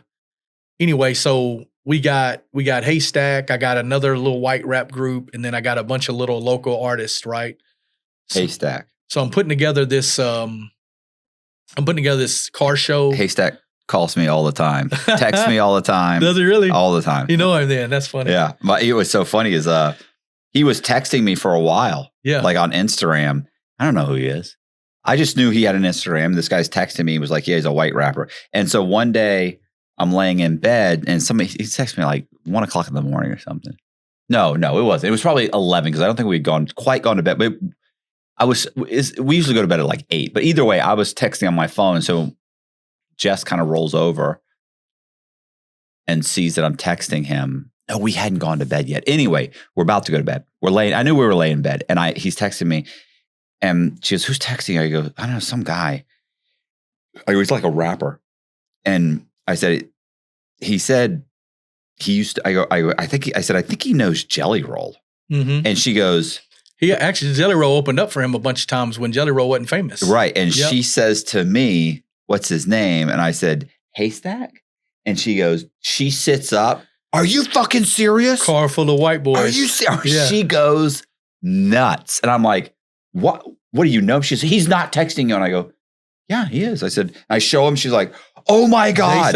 Oh my God. Yep. I was just listening to him the other day. I listen to him all the time. Listen, I was like, this is impressive to you. She's impressed by this. Right. An older white rapper who, you know what I'm saying? Yeah. I'm like, and she's like, you don't understand. I've been listening to Jelly Roll since I was in high school. Before nobody even knew him. They didn't play him on the radio. Yeah. And she's going on and on. She's like, and I know, and I'm just like, I've never seen her so fucking animated in my life. Yeah. How excited she was. Yep. That's interesting. It's just funny that you just say that because I'm like, Well, let me I don't back even know up. who this is. Let me back up because it's interesting. You know them because now the story make more sense. So, we taking our money and we're start doing these little skating rink circuits. So we would buy out the skating rink on a certain night and we would throw a concert and people could skate, but it was mainly for adults, right? No kids. So we would have Haystack and different people come and we'd pay them to come and we would make money off the door. Couldn't do nothing in the skate ring as far as concessions. So we just make all the money off the door. So, but we could also sell our pills inside of there, right? So we would just have those. So it was one way to get rid of our product, but also a way to make money off the door. So we're doing this for a while. So then this leads up to one of the guys that was in the previous store when we got shot at. His name was Alex Gilliam. That's his real name. He goes by Alex King now. But he was in a rap group called Crazy White Boys. And they were under Haystack's, they was with Haystack's label called, it's Sunny Paradise. It's called Street Flavor Records. That's who Haystack was signed to forever in Nashville. Okay. So they had been bought and they're, actually they signed with Street Flavor. So I hooked back up with these guys and I went to high school with all of them. So they know I got the pills. We're all running. I'm doing these concerts. I'm putting them on as well. They've already got a little buzz because of Haystack. And so I'm getting these artists for dirt cheap and washing my money that way. And so we lead up to June. Haystack's a part of a money laundering operation. Oh, I don't know. Yeah. He probably didn't even know it. So there's a deeper story that goes into Haystack that'll show you who he really is. And I got a real story I'm going to. Okay. So this leads up to June 2001. Well, let me back up. I forgot. So I had a 50-50 partner in this, and then we had a bunch of guys that we distributed to under us. So one of the guys that was probably third in what we would call our crew, third in our crew, it was me and my 50-50 partner, and then he was kind of like next in line. He gets busted one day, and he's going home on his motorcycle, and he gets busted in Hendersonville, Tennessee. So the drug task force gets him with like 1,100 pills or something because we had just got our pills, and he was like one of our main guys. We'd give him a bunch because he'd sell his for, I'd give it to him for a discount, and then he would sell it for what he wanted. And so he gets busted, and he comes 2 days later, and he's like, look, he was like, they know y'all by first name. Y'all need to chill out. That's not good. Yeah, y'all need to chill out. And so we're like, okay, do they really? Well, what all did they ask you?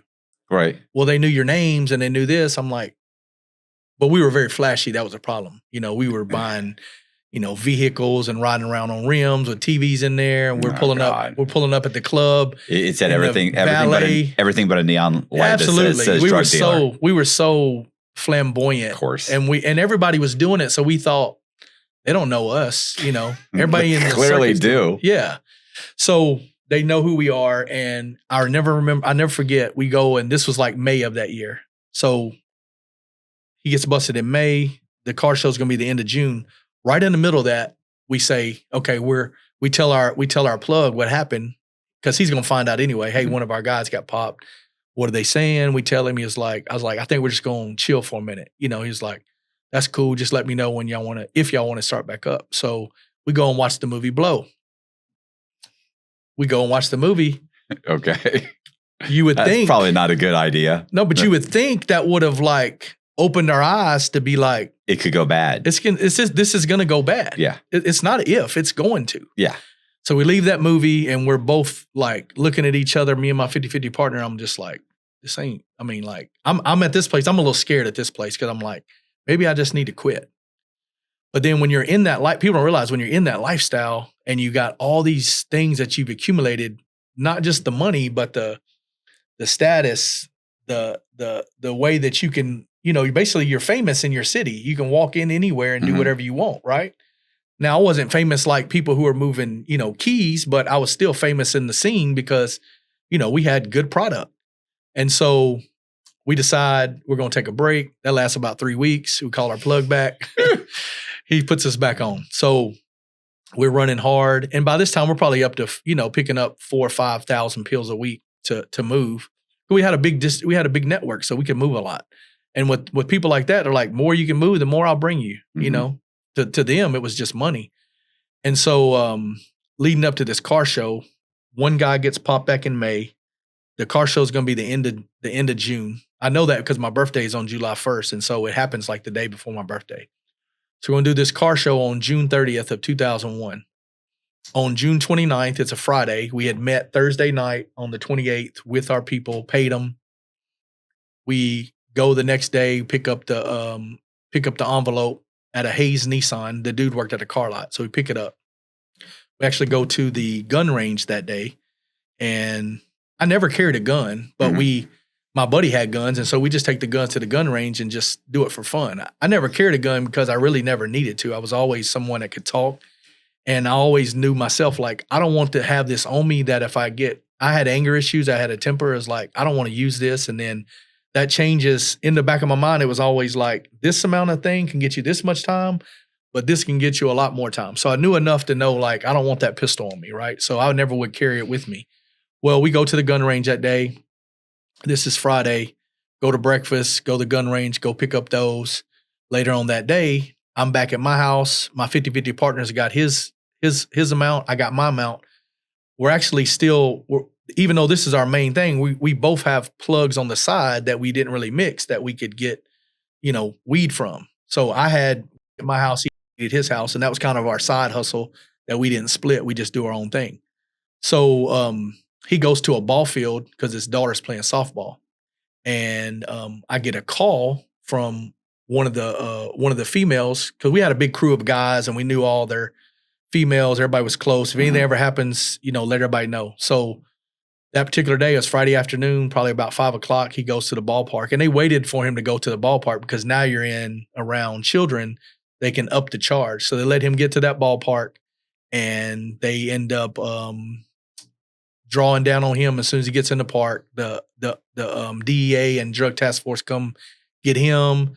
They go to like 3 other places, get like 3 other guys that have them, and so a total, there's probably like 3,000 or 4,000 pills out there that's been confiscated. Now I'm at my house and I'm thinking, they're coming here next. They're coming here next. There's no way around it, right? Right. Well, I'm sitting there paranoid. They don't come. And they hit all them simultaneously. So I'm like, why are they not coming to my house? So I got like 200 pounds down in my downstairs. I call a guy up the road. I'm like, hey, I need to bring this to your house. So I take that up to his house, drop it off. I drop everything I got in my house off, and I'm just waiting. I'm waiting. Saturday goes by, Sunday goes by, Monday goes by. I'm just waiting. Surely they're going to come. Nobody comes. So then my 50-50 partner comes over to my house about 2 weeks later, and I'm working on this room downstairs that the house I had, just doing like making a garage into a bedroom. And so I got a hammer in my hand, and me and my cousin are working on some remodeling. He comes over there. He's like, I got to talk to you. Little do I know, he's wired up. Yeah. He shows up. He's like, hey, man, you know, they know everything. You need to come in here and talk to them. I was like, how do they know everything, bro? You know, he's like, man, I told them, man, they got me in the school zone.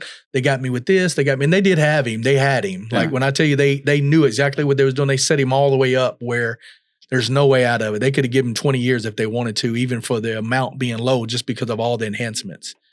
So I look at him, I'm like, sounds like a you problem. I said, leave me out of it, bro. Like, who's going to take care of your family when you're gone? And you don't understand. They want to talk to you. They want to talk to me. I said, they don't want to talk to me. I ain't done nothing. Right. And so in my mind, I don't understand the feds. State didn't catch me with nothing. I'm good. Right. I don't got nothing in my house. Well, I looked at him. I said, are you wearing a wire on me, bro? He was like, come on, man. And I had a hammer in my hand. I wasn't going to hit him with it. I've known the guy since we played baseball as a child. Right. I just said, I looked at the hammer, I looked at him and said, please get out of my house before I get real angry. So he leaves. Was that an enhancement? Later when they picked me up, they tried. They brought the conversation back up, and I'll get there. But I had the hammer in my hand, and I just looked at the hammer, I looked at him, I said, please leave my house. And he left. And so then I get a call like 2 or 3 weeks later from a DEA agent that's on the case. He's like, hey, man, you need to come in and talk to us. He said, you're going to talk to us eventually, whether you talk to us now or you're going to talk to us later. But either way, I think you'll be well to come in here because they don't have the 2 guys above us yet, right? Right. They just got all my guys. So they need me in that conspiracy, right? Well, I think they do. So I call a state lawyer. Little do I know, I don't know anything about the feds. Mm-hmm. Call a state lawyer. Hey, man, I need you to go down to this building with me. We need to talk to these people because they're calling my phone, and I want to get ahead of this. He was like, okay, we'll go down there. So I take him down there. What a dick. Yeah. Because he's a state attorney. So he's going to be like, yeah, give me 15 grand. If it goes federaal, I can't help you. I think I gave him, I think I only gave him like $5 grand for that meeting. But I mean, he's never dealt with the feds. He can't go to trial. He can't do shit. He screwed me, to be honest. Yeah. Because they did. Listen, this happens all the time. The state attorneys will go in knowing you were just hit by a task force run by the DEA, but you were arrested by the locals, but he already knows it's going federal. And they'll say, okay, listen, man, I can give me 15 grand and I'll handle everything for you. If it goes if it goes federal, I can't do anything. But do you think it's going to go federal? They'll be like, I mean, you're not moving like keys, are you? And they're like, no, bro, I'm not moving. I'm maybe half a key a fucking month. Like, oh, okay, yeah, it'd have to be multiple keys for it to go for you to touch it. So you're good. Knowing that's not how it works. Nope. You give him 15 grand, 10 or 15. You think I'm good. He's going to take it. If we have to go to trial, he'll cover me. He knows they're going to pick the feds are going to pick this up anytime now. And you're going to say, hey, I need you to handle the case. And I'm going to be able to say, I told you I don't do federal. You signed the document. You said it wasn't going to go federal. You said you weren't big enough. These guys are talking about 30 keys. I can't handle that. He's then going to say, well, I need my money back. And I'm going to say, no, that was a fee. I can't give you your money back. It's a retainer. It's a retainer. It's gone. I've already used it up. Yep. And you're in prison, fucked. Yep. You just gave you only had 25. You gave 15 to me. No federal lawyer is going to touch it for 10. For 10. Yeah. You're done. You're done. Absolutely. So that happens all the time. So whenever somebody says that they grabbed a state attorney, I think, oh my God. Oh, you already know where it's going. Yeah. So I go to the federal building with this guy and I sit down. 5,000 for a day. Yeah, that's it. So I go sit down with this guy and, I'm sitting here with these people and it's the DEA, it's the drug task force, it's the FBI. They go around the table. They're all throwing out their badges, right? Right. And so they start talking about, they're gonna turn this case over to the feds. Everybody's gonna eventually get indicted. And I'm like, I'm good. They ain't caught me with nothing, right? So I look over and the lawyer whispers, he goes, hey, what'd they catch you with? I said, nothing. They ain't never come to your house. No. Then what are we doing here? I said, I don't know. What do we do? I said, I'm here because they keep wanting to question me. I said, what do you think? He was like, I don't think they can do anything if they ain't caught you with nothing. Yeah, you don't know how the feds work. Nobody has to be caught with That's anything. Right, exactly. There was enough people that were already working with them that I was done. You put 3 guys on the stand that say that you were involved in the conspiracy and that you were moving 10 keys a month and it's been happening for 18 months. And guess what? You just got 180 keys. They add all that up. Yep. You're like, well, how many keys did they get? And then they all did proffers before I ever walk into that meeting. So their amounts have been capped off. Yeah. My amount's still wide open because I've never talked to them. So they get capped off on the amounts because of their proffer. Well, anyway, I'm walking out of that room. They're like, the dude looks me in my face, the DE agent. He goes, I'm coming to get that Cadillac and I'm coming to get that. He was like, because you was in that day that y'all picked this up. So I leave. As soon as I leave there, I call a friend of mine on the phone. I said, hey, he worked at a car lot. I said, how much you give me for this Cadillac? He said, let me look at the books. He said, I'll give you 11 grand. I said, come get me. I'm in it. He came pick me up, brought me $11,000 check, dropped me back off at the house. I'm like, y'all ain't getting that.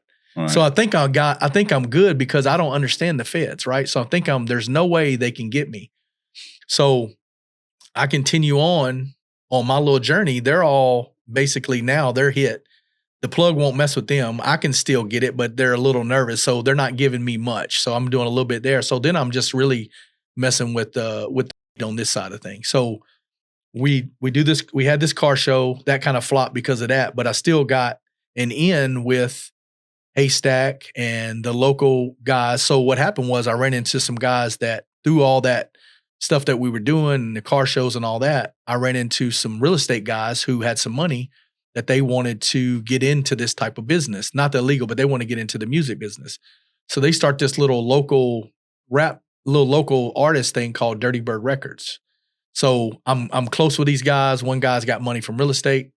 He finds out I went to high school. He's like mesmerized by Haystack and all them, right? You know, he's a older white man that's got some money, kind of like you said your wife was. He's mesmerized by this, but I've known all these guys for years, so I'm not really mesmerized by it. Well, he finds out I know him. He was like, "Hey man, we need to sit down. We need to buy Crazy White Boys out from under Street Flavor." I'm like, "I can get you a meeting." So we set the meeting up. He ends up buying the dudes I went to high school with that's up under Haystack, buying them out from under the label. So now we own them, and we're now going and running around with them and doing little like, we're going to Atlanta. We're going to a few different places. We're finding people that we could like have them open up for. We're passing out CDs. We're trying to promote them. And 9/11 hits, all that stuff happens. Well, they actually went to a meeting. They sit down with a record company called Epic Records, Dave Myers. They sit down with him, and he offered them $300,000 on a 5-record deal, which was no money back then. But the real estate guy only bought him for 75, so he could have flipped his money, right? So anyway, he decides not to do the deal. 9/11 hits. Long story short, everybody's like, we ain't spending no money. We ain't buying no new artists. So now they're just kind of out here trying to fend for themselves. So this goes on into the story. So I keep running. All my guys are talking to the feds, and I keep going. And so what happened was we end up going to this was March of 2002. Mind you, they had told me they was going to indict me, but 6 months has passed. I'm thinking I'm clear. I'm free and clear because I don't know anything. So I go to this, we all go to Athens, Georgia, and we go to Bubba Sparks' birthday party. So we actually take Haystack, his personal manager, Crazy White Boys, the white rap group, and we all go down there. And we actually are opening up for all the artists that are going to be at Bubba Sparks' birthday party. So we're in this club called Athens Music Factory, and it's supposed to hold maybe 800. There was probably double that in there. It was crazy. Haystack's personal manager was a white guy, and he had a black girlfriend. I had a black girlfriend at the time. So we're in this club, which is 95% black, 5% white, not many white people in the whole place. And of course, you can imagine what's going to happen. They're going to be groping and grabbing. And so with my gal at the time, I'm like, just keep walking. There's nothing we can do. Just keep walking. So we're trying to get to a VIP area. But as we're trying to get there, they're like grabbing on the women and all that. And I just tell my girl, just keep walking, keep walking. Well, Eric, his name was Eric McAnally. He was Haystack's personal manager at the time. He just keeps getting in confrontations with all these guys. And I'm like, man, there's nothing we can do, bro. Like, keep walking. So this club goes on for several hours, and fire marshals end up coming in and shutting it down. So we get kicked out. Everybody gets kicked out of this club. So now we're palling out on what Athens downtown looks like their 2nd Avenue, right? Be like our Ybor City here. Mm-hmm. So we're out there, and Eric I had lost sight of where they went. And so I'm actually talking to a couple of guys from the venue. And then Eric comes walking up the road. He's like, hey, y'all come on down here with me. Y'all come on down here. I'm going to show y'all something. He had this, at the time, he had this Lexus. It was an LX 430. It was probably an $80,000 vehicle.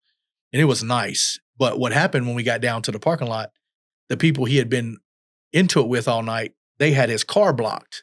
So they had all these big Caprices on rims, and they wouldn't let him out of the parking lot. So we go down there, and so now Haystack, this is Haystack's personal manager. I got me, one other dude from Crazy White Boys, and Eric McAnally. We're all 3 down there in this parking lot. But there's 40 people down here besides us 3. So I'm like, this ain't going to end well for any of us. Mm-hmm. There's nothing we can do in this situation. So I hadn't been drinking. I had been taking ecstasy, but I hadn't been drinking. Eric's blind running drunk. Eric's running his mouth, cussing.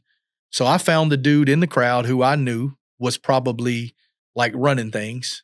And I said, look, man, if it's okay with you, that's what I said. I said, I'm going to take him. I said, he's had too much to drink. I will apologize to you for him because I know y'all feel disrespected. I said, if you'll let us go, we're not from here. We're going to get in our cars and we're going to leave. And the guy's like, because you came to me man to man, he said, I'm going to let y'all make it. And he raises up his shirt and shows me his pistol. He's like, I'm going to let y'all make it. So I'm like, we don't want no trouble. So I grab Eric and I'm backing him up, and I turn to, with a drunk person, I turn and put my hands on Eric. I'm like, we're leaving. And Eric tries to get past me and basically does like a swim move past me.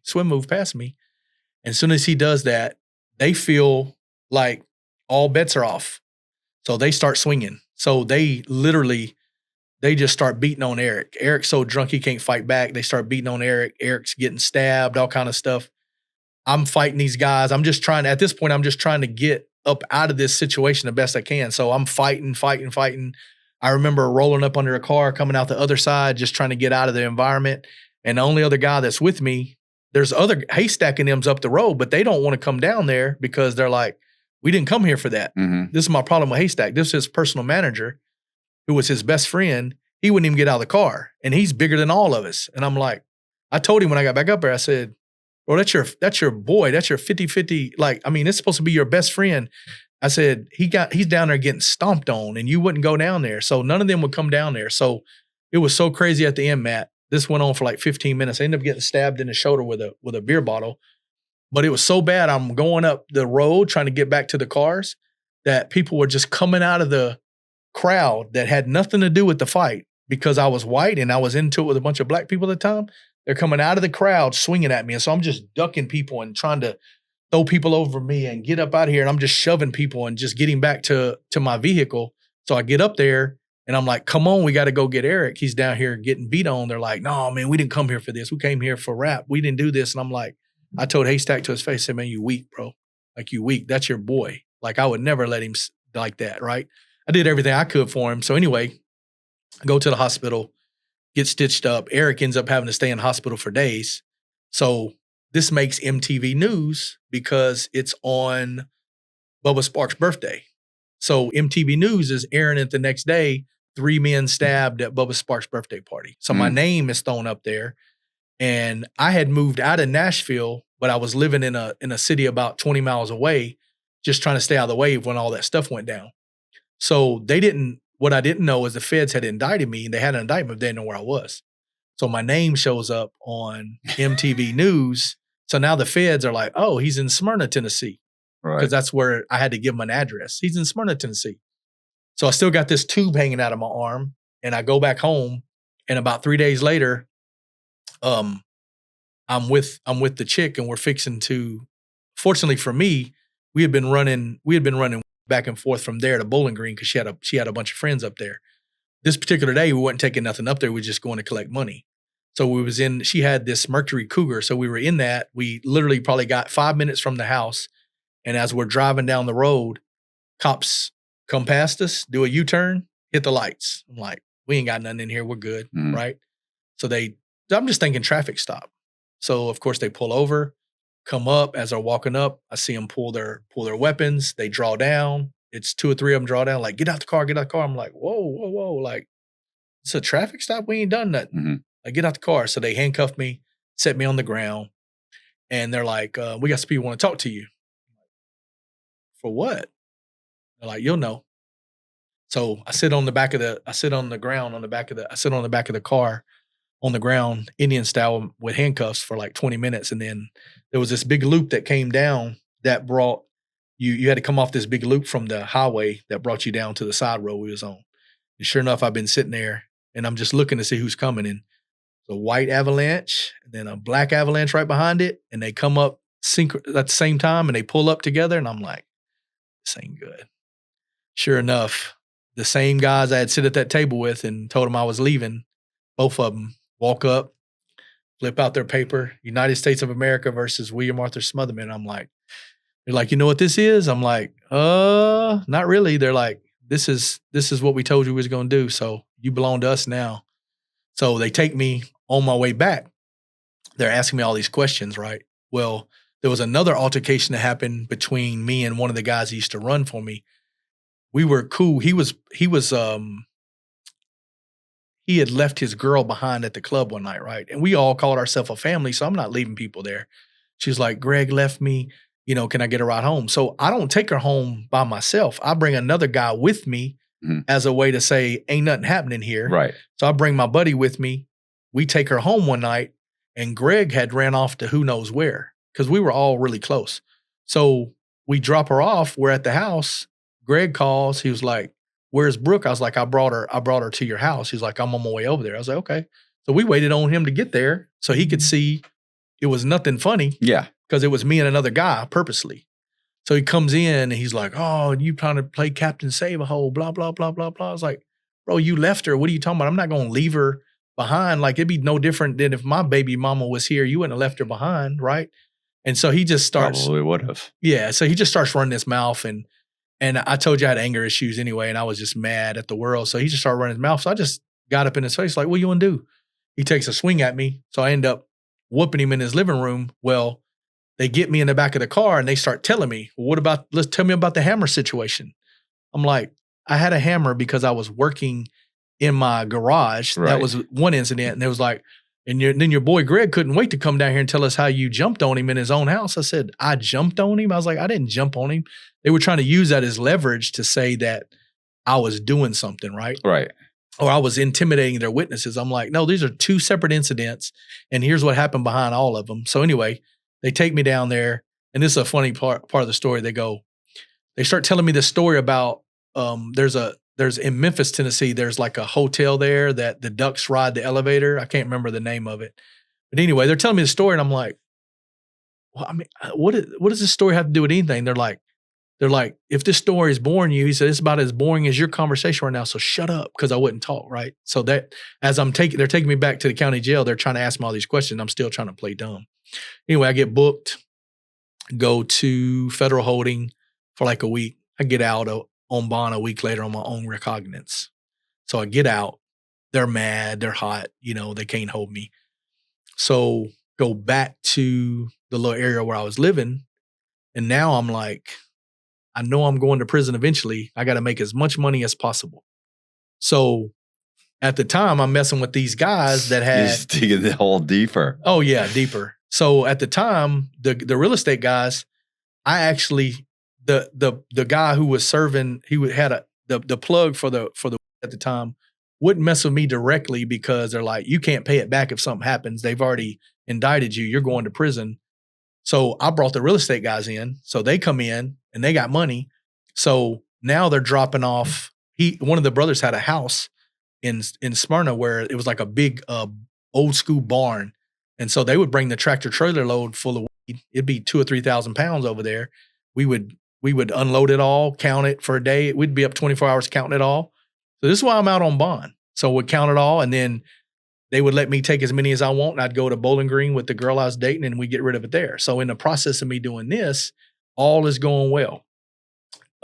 We had a bunch of friends from high school, and you can make a lot of money for it up there for what we was paying for it in Nashville. It was $300 or $400 more expensive up there. So we was making a great amount. And so we was going up there. I rented a little apartment up there. And so I've probably been doing this 3 or 4 months up here. And then one of the guys that we had messed with for a while, he's like, hey, my cousin wants to come down from Indiana and he wants to buy 50 pounds. Well, we only been doing 10 pounds at a time with this guy. But I don't think it's weird because I've been dealing with this dude for like 4 or 5 months and he's always brought my money back every time, right? So I'm like, I'm not thinking nothing of it. Plus they're going to pay cash for it.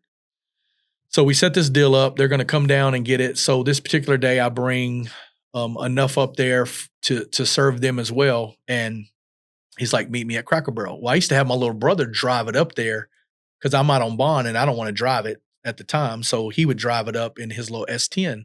So he brought it up there. He took it in the house. I was like, we're going to go meet this guy for breakfast. I say, you stay here with this until we come back. So my brother just locked himself in the apartment. We go to breakfast. So when we're sitting there, I'm not putting it together at the time what they're trying to do. Now, this whole thing is being played out later in front, like my mind's replaying it later, but they're setting me up the whole time. So we go to breakfast and we're just chopping it up, talking. My brother calls me on the phone. He's like, man, I don't know if it's maintenance or somebody says somebody keeps wiggling the doorknob. I was like, well, tell them you got a gun. They can't come in. I'm still not thinking somebody's trying to rob us, right? So he says, okay, they left. And so the dude gets a phone call and he talks for a minute. He gets the phone. He's like, man, it was like they had a flat tire coming down, man. He said they're going to have to try to do it again next week. What they was really trying to do is steal it out of the apartment while we was at breakfast, and it didn't work out. So now they got to get bolder with it, right? So he was like, we'll try it again in a week or two. So 2 weeks later, they set the deal up again, and this time it's raining, and I'm driving it up myself. And so I drive it up from Nashville to Bowling Green, and I got like 65 pounds in the trunk.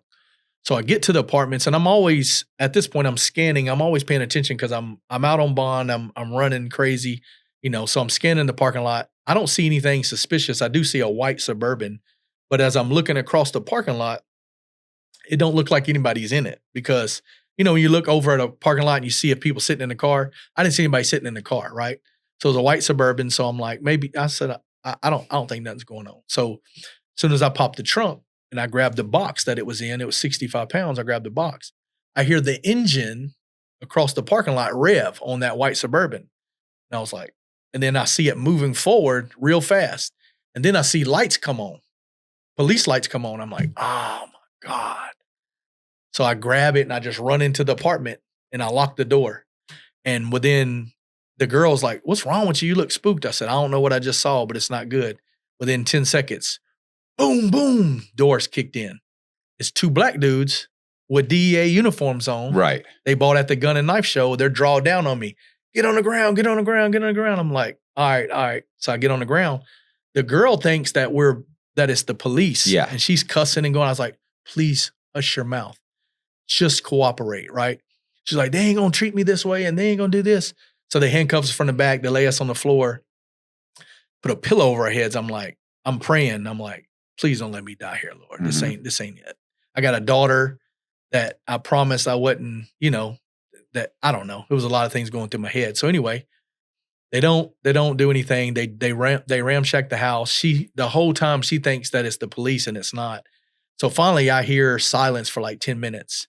So I get myself up to my knees and I go over to the door and I take my head and I move my handcuffs are behind my back. So I got to take my head and move the blinds. So I move the blinds. I look outside. They slashed all 4 tires on the car. So I told her, I said, we just got set up. She's like, I know you're already out on. I said, no. I said, it's quiet, right? She's like, yeah. I said, they left. We got robbed. She's like, no. I said, your boy set us up. There's no way. So I'm telling you, he set us up. So they leave. We call one of our other buddies over there. He comes over there with a hacksaw. He's gonna cut the handcuffs off. Mm-hmm. Well, as he starts cutting, he starts laughing. I'm like, what's funny? There's nothing funny. Come to find out, they were the little metal handcuffs that had the little clip on them that if you pull it back, the things undo. You can't feel that when it's behind your back. Right. You know what I'm saying? So he laughs and takes them off. He was like, y'all could have took them off yourselves the whole time. I was like, we didn't know. Yeah. You know, so anyway, now I have to go back and report this to the people that I'm dealing with and convince them that I got robbed, you know, because they're already thinking it's something else. So anyway, as I'm leaving, I get my tires fixed. As I'm fixing to leave, the guy actually calls me on the phone. This guy that robbed me calls me on the phone and goes, hey man, those are really good. He's like, you got some more over there? We're gonna come back over and get them. I was like, you come back over here, bro. You're gonna die. He just taunted me, right? So I go back to Nashville and I got to convince these people to keep working with me because now I owe them money. They're going to keep working. The thing about that is they're going to keep working with you because you owe them money, right? Right. They're not just going to let you out. They're going to let you work it off. Work it off, yeah. So now I'm working it off. And so I end up seeing the guy that robbed me like 2 months later. I'm in this club one night and I'm standing there, but I know the bouncer. The bouncer and me are really cool. And I said, hey, man, he's with a friend of his. I'm like, do you know that dude over here? He was like, you talking about? I said, they call him Nico. He's like, oh, that's Jeffrey's friend. I'm like, that's the dude that robbed me. He's like, what do you mean he robbed you? He's like, he's not even from here. I said, man, dude robbed me. I said, I know when somebody robbed me and they put a gun in my face, that dude robbed me. He was like, oh, man, I'm going to go talk to Jeffrey. He's like, but don't do nothing in here. I'm like, all right, bet. So I'm standing by the front door. I'm like, as soon as this dude walks out to his front door, we got problems. Well, they walk back toward the bathrooms and never come back. So I go looking for them. They done went out the back door. So he slipped me that time. So then a couple more months go by and everybody knows what happens to me. And so I'm asleep one night and I lived like from a different little bar and club they used to go to. I lived like maybe a half a mile. One of my other buddy calls me. He goes, hey man, the dude that robbed you's in here. It's like 1 a.m. I was like on my way. I didn't even have clothes to get in. I just put on some joggers and I went down there. But I knew the dude at the door. I'm like, hey, Brian, I need to come in. I got to holler at somebody real quick. He's like, man, make it quick. He's like, you're going to get me in trouble. So I get in there, and the way the dance floor was in the middle, you had to go all the way around. So I'm going in. I got me and a buddy of mine and another dude I'd never met, but I knew of him. He was pretty crazy too, but I didn't really know him, but I knew of him. So we're going around. So we get about from here to your door from him, and dude sees us. And so he makes a scene. He takes a beer bottle and busts it, starts hollering because he's not going to give us time to get to him, right? Mm-hmm. So he's making a scene. So the security grab us real quick and like, no, you ain't doing that in here. You ain't doing that in here. So they put us out. They don't put him out. They put us out. I get outside. They're like, who y'all beefing with? And I said, it's Vernon, Nico. They're like, oh, well, that's his Lexus right there. I was like, oh, that's the Lexus he bought with the money he stole from me. Mm. So I'm telling these guys what's up. The one guy got mad because he got thrown out of the club, and he was just, when you say somebody simple, he was simple. Mm-hmm. He said, watch this. He goes to his truck and grabs a ball-peen hammer, and he goes around that Lexus, and he hits it 70, 80 times with that ball-peen hammer. What people don't realize is insurance can't fix that. Right. That car's totaled. So dude won't come out of the club, but the other guy beat his vehicle up so bad that they end up having a insurance. I don't know if he had insurance or not, but that car could never be fixed again. So anyway, fast forward the story. Now it's time for me to go to prison. I get sentenced. Well, they sentenced them. So my 50-50 partner gets 24 months, and they send him to boot camp. Everybody below that got like 18 months. So they're trying to give me 54 months. Mm-hmm. So I'm like, with my lawyer, I'm like, we're 50-50 partners. He cooperated. You didn't cooperate. I didn't know that at the time. So my lawyer gets up in sentence and starts arguing, and the prosecutor never gets. He's like, this is not apples to apples. This is not orange to orange. This is completely different. He's saying some stupid lingo, and so the judge departs down from 54. I end up getting like 49 months. Right. So I get 49 months. They let me self-surrender. So I end up going to Lexington, Kentucky, the first one. At this time, Lexington was a federal medical center. So they had high, medium, low. So there's lifers there all the way down to low security. The only reason they didn't send me to a camp is because I had this little state thing pending. I forgot to tell the part where before they indicted me and came and got me, they had raided a house that I lived in. That's one of the reasons I moved to Smyrna, because I had a bunch of these little rappers living with me, and they were selling something out of the house. Well, come to find out, they raided my house, and they supposedly found white. But the white they found was fake. Mm. There was baking soda. So eventually they had to throw that out. But at the time I'm getting sentenced, I still got that on there. So they can't send me straight to a camp. They got to send me behind the fence. So I go to Lexington, Kentucky, and I stayed there like 10 months. And then, of course, I came from there. My points, that charge got dropped. My points are dropping the whole time. I left from there, went to Montgomery down there at Maxwell Air Force Base. So that was a camp. Went there, did the RDAP program, so I got out in like 27 months. So I come home, and this is how I know that was going to be different, because you know this well as I do. Like I tell people all the time, if you don't change your environment, you don't change the people you're hanging out with, you're just going to do the same thing. I didn't have a plan to do nothing different. I went in there and worked on working out. That was the only thing I cared about in there. I didn't read. I didn't do anything. I mean, I might have read some books, but nothing to change my life, right? Right. So I come home, get in the halfway house. I'm running with all these dudes that were locked up with me, that I looked up to back in the day because they went down before me. So they're getting at the back end of their sentences when I go in. So we get real close. And so we come home, and from there, I got a plug still on, mind you. Well, on supervised release. Oh, yeah. Okay. So I'm on supervised release. I get sent home. My dad picks me up.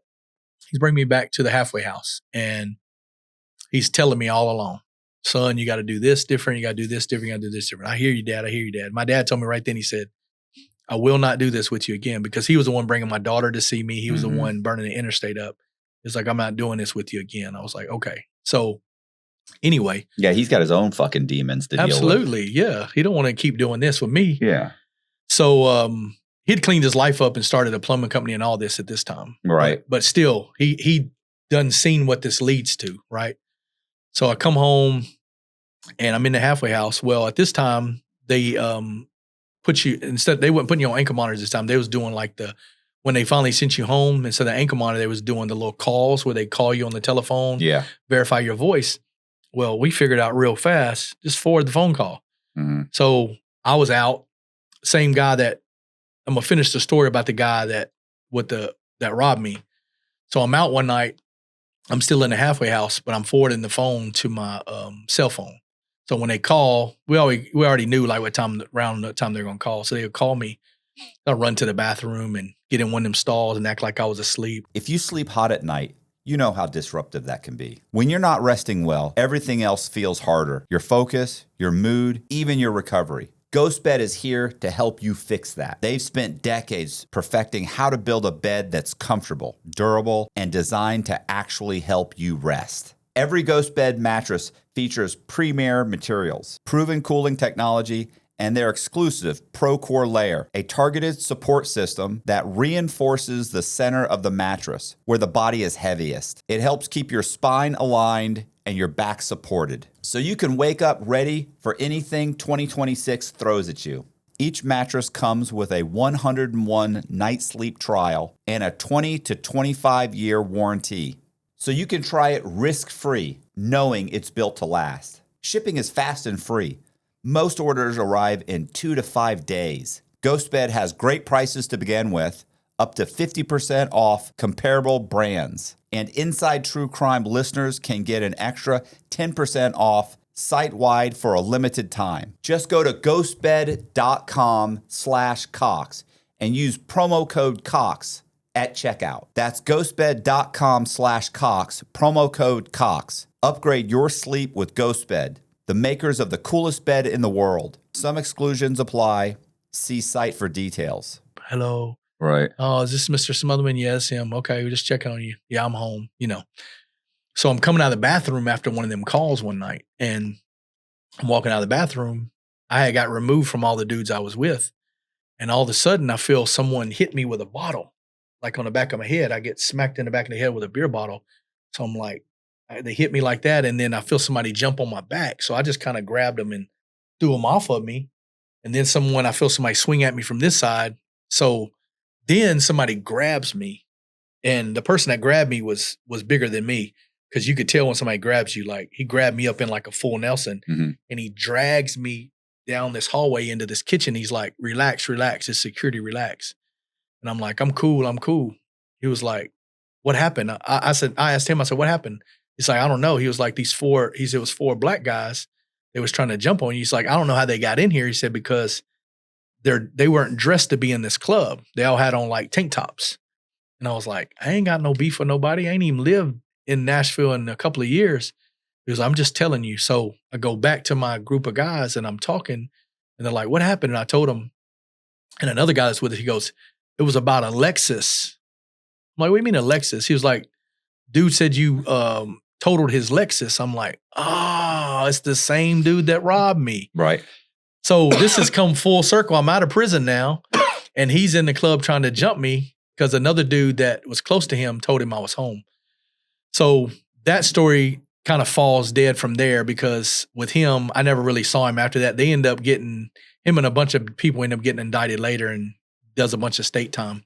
But anyway, I'm out. And so I'm running with this new crew of people, and I'm on supervised release. And I had a when I was in prison the first time, I got a CDL license and I got a personal training license. So I was really set up to do something different. So my first mistake when I came home was I was working for my daughter's grandfather. He had an excavating company, and I was driving a dump truck and running a skid steer for him. So it was really a good setup.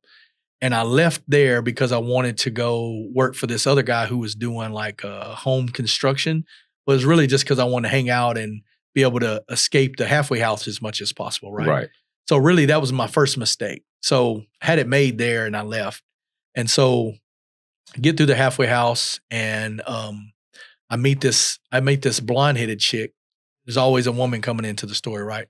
So I meet this blonde-headed chick. She's 5'11". I ain't been touched by a woman in 3 years, right? And my buddy's trying to press up on her. So I was like, there's a million more women. I'm not going to press up on somebody he's trying to press up on. So we go into the gym and walking from the halfway house. And every time we would pass by, she worked next door to the halfway house. Every time I passed by, she would speak to me, right? And so finally he was like, man, I think she's more into you than she is me. He was like, do whatever. Well, I start messing with her. Well, the problem is she was actually convicted felon herself had been in that same halfway house. So you already know what the probation officer feels about that. Mm-hmm. Like, unless y'all get married, y'all can't be hanging out with each other. So my dumb self decides we just get married at the courthouse, not tell nobody so we can be together. So stupid, bro. So I married this chick, don't tell nobody I'm marrying her, right? So we can hang out. And so now she's got an appetite for the things that I used to do, right? Right. She's got an appetite, for money because, she went down on a big case back in the day. Right. With a dude that had a lot of money. So everybody's telling me like, she's no good, but I didn't see anything but her looks at the time, right? So I get involved with her. And so the motivation to get back on my feet was there. And at the time, the dude that I used to get the from, we're cool, but he won't give me more than like 10 pounds at a time. And make a little money off that. So one of the dudes I was running with's like, hey man, I got a better idea. He was like, how about so in Nashville, you could look up on Zillow, and I also had a RealTrax account from this girl let me log in. You could look up like the dudes that had a big name that were selling drugs there. You could look up like all the properties they own, right? Right. So we just started looking up these properties of all the dudes we knew that had money. And so we would just start scoping these properties out. So we would start looking at them, and that was like our full-time job. We just ride around and see who was living in them. Well, anytime we saw like a group of Mexicans living in that home, we knew that they were renting to the Mexicans. We knew it had to be either money or drugs there. So that's literally how we got back started. Like, we sit on these houses for 2 or 3 months, and then I'd send my little brother up to the door with a picture of a dog. He'd go up there with a picture of a dog and knock on the door. And if somebody came, hey, have you seen my dog? He got loose in the neighborhood. Oh, we're sorry, we hadn't seen him. If they didn't come to the door, we'd sit on it for a little bit longer and see if any traffic coming out. So I think the first one we hit, we kicked in the door, got like 12 grand, split it 3 ways. The next one we did, we got like 70 grand. And so from there, it was like. They just handed it over to you? No. There was nothing there. That was the thing. Oh, they weren't there. We never did the part where we were smart enough to not say, I didn't want to die. Right. So I knew enough stories where you run in on somebody, they're shooting back. Yeah. I didn't carry a gun. So I'm like, I'm on federal release. So you wait till it's completely empty, and then you kick in the door. That's it. And then just go through the house real quick. Yeah. And so the first one we did, my little brother I always called him a magnet because he could go find stuff quick. So the first one we did, kick in the door, go through there. My brother finds a little briefcase safe within about 2 minutes. So I'm like, let's go. He's like, no, I can't leave all. So he piles up all these guns, all this. My brother comes out of the house. I kid you not. He's got a bag of guns. He's got a bag of change. I'm like, how you going to get this across this field where the car's parked? Mm-hmm. Somebody's supposed to be picking us up. He was like, I'll make it. So he's way down. We're trying to go across this field. So we bunker down in this little ravine, and the guy's going to flash his lights twice for us to come out. So a car comes and they don't flash their lights, but he just sees headlights. My brother jumps up, runs in the middle of the road. Like, hey, what are y'all doing? I'm like, that ain't him, bro. So my brother drops the guns and takes off running. I'm like, you did all that just to leave the guns behind, but I didn't leave the briefcase behind. You know what I mean? So we end up splitting that up. It was like 12 grand. So then another time, I knew a girl, and she didn't mean to do this. She was dating a dude, and she was like, oh, have you been to see so-and-so? I'm like, no. She was like, his house is over on so-and-so. She's like, he's the only house over there with a detached garage. I'm like, okay. So she basically told us where he lived at, even though she didn't give us an address. So I started riding through there and found the house, and then ran into her again, and she was like, oh, you need to come meet up with us. We're going here on Saturday night. So I called my people. I'm like, oh, they ain't going to be home on Saturday night. And so sure enough, we waited on them to leave. And that particular time we ran in and got like 70 grand. And so from there, we had one more. I had 2 more, but one of them was kind of a dry run, and it was like that Tampa situation. I said, I'm done. So one more, we had a little guy, and my friend set him up. We were supposed to meet him out, and there was a big group of people going out. And so he kept saying, when y'all coming? We'll be there later. So the whole time he's at the club, we done went up in his apartment and got him. We drove up to the club with all his drugs and his money in our trunk, and went and hung out with him after we robbed him the whole night. Horrible. The whole night. So now we got an alibi when it finally his girl gets home and calls and says somebody broke into the house. Can't be us. We're with him. Right. So he don't know who got him. And so we end up staying there all night with him and playing it off like, man, that's messed up. Somebody got you. So we did that. And then I had this one other incident. I had this bookie. And so with this bookie, I knew there was going to be like 120 grand there because that had like multiple sources telling me. So we went up to the door, same thing. It was during the day because he worked like 20 miles away at a detail shop. So he left the money there in a safe with his wife. Well, there's no cars in the driveway, so I'm thinking nobody's there. So I sent my brother up to knock. He knocks, nobody comes. So we pick him back up in the car. We wait about 20 minutes and we go back to the house. So we go back to the house, we kick in the door. As soon as we kick in the door, we see the safe wide open. We didn't know there was another vehicle there. We didn't see him leave, but obviously somebody was there because when we kicked in that door, we had just seen the garage door was left up. It wasn't up the first time we come through there. So when we kicked in that door, that safe was wide open. So obviously they had just took the money and left because somebody knocked. They wasn't supposed to knock. So we ransacked this house. I'm up in the attic. And if you ever walk across those floorboards, you got to be careful because I'm pulling up a lot of people like to hide their money under their insulation. So I'm pulling up the insulation and I take a misstep and I literally fall through the ceiling. Luckily, my leg gets caught on the joist. So I'm still up here. You're supposed to walk on the joist. Yeah, I did. And I slipped. So I fall through the ceiling and luckily I didn't fall all the way down. And so from there, I was like, this is stupid. I'm not doing this no more. It was a dry run. You know, you put a lot of effort into stuff like that. You put a lot of time into it. It felt like it wasn't worth it. So anyway, we got enough money back up now. So now I just go back to my old plug. What happened with him, he got in trouble right before this. He actually got into this big fight in a strip club one night and a big stabbing happened. And I was cool with all these guys. One group of guys was my friends. And then the guys that got into it was my friends, but I was never in the middle of any of that. So they got into this big altercation. One of my friends gets stabbed and dies by another one of my friends, which is messed up. So he gets put on an ankle monitor. So he can't go pick up his loads no more. Right. Right. So now he's like, hey, you can just go pick the whole load up. So now I'm back in this full force. Now I go get a little house out in Franklin, Tennessee, if you know where that's at. And so I'm out in the country. Nobody knows where I'm at. And so the dude's just bringing like, 2,000 or 3,000 pounds at a time, dropping it off. And we're taking it back to this house. And so it was they always had a number. The Mexicans would call and say, it's supposed to be this amount. And I'd be like, all right. Well, they would tell me up front what the amount was supposed to be. So I'd take 10 off of it and be like, it was only this amount. They'd be like, oh, it's supposed to be this amount. I was like, no, it was only this amount. I'm the one here counting it, right? Right. I'm in here for 24 hours. Like I'm getting 10 of them for myself. Right. So I was always, but they had shipped so many, they didn't care. Right. They would argue with you for a minute. Like, okay, whatever the count is, you said it is, it is. So we lasted probably about 7-8 months. I've probably been out 18 months from prison released. And one particular night, it was October of 2006. We were putting together a Halloween party. I was helping a friend of mine. He was a Samoan buddy of mine and he was a good dude.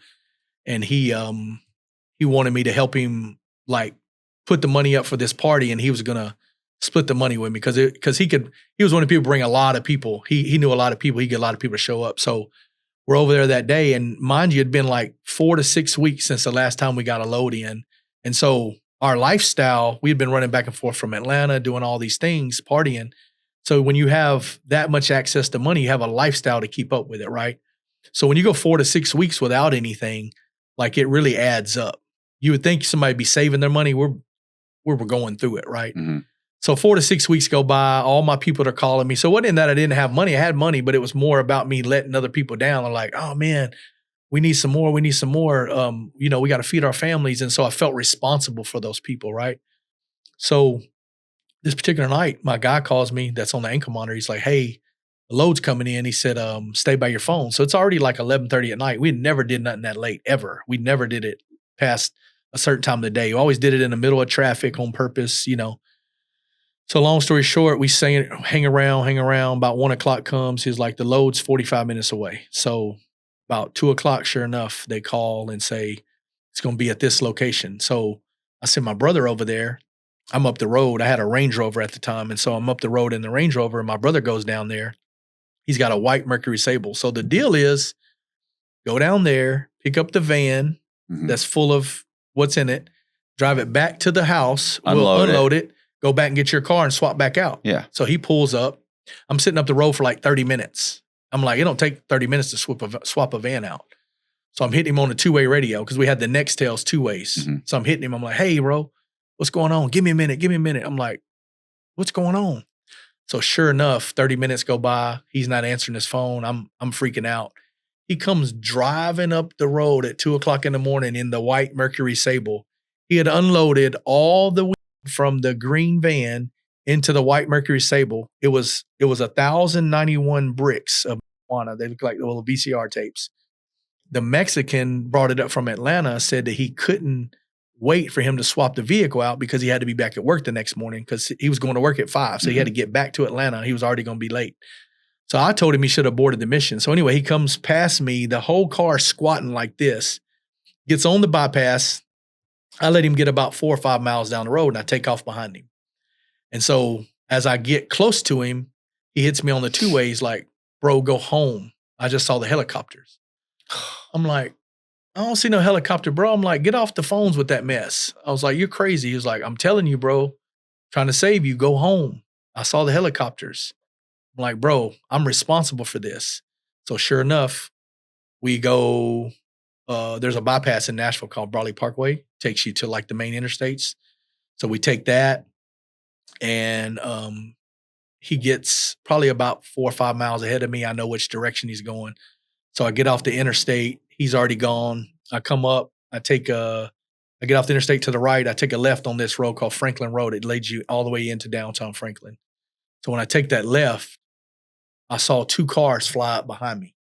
They were like little Maximus, and I'm like, this ain't good. So I cut my hazard lights on, act like something's wrong with the vehicle.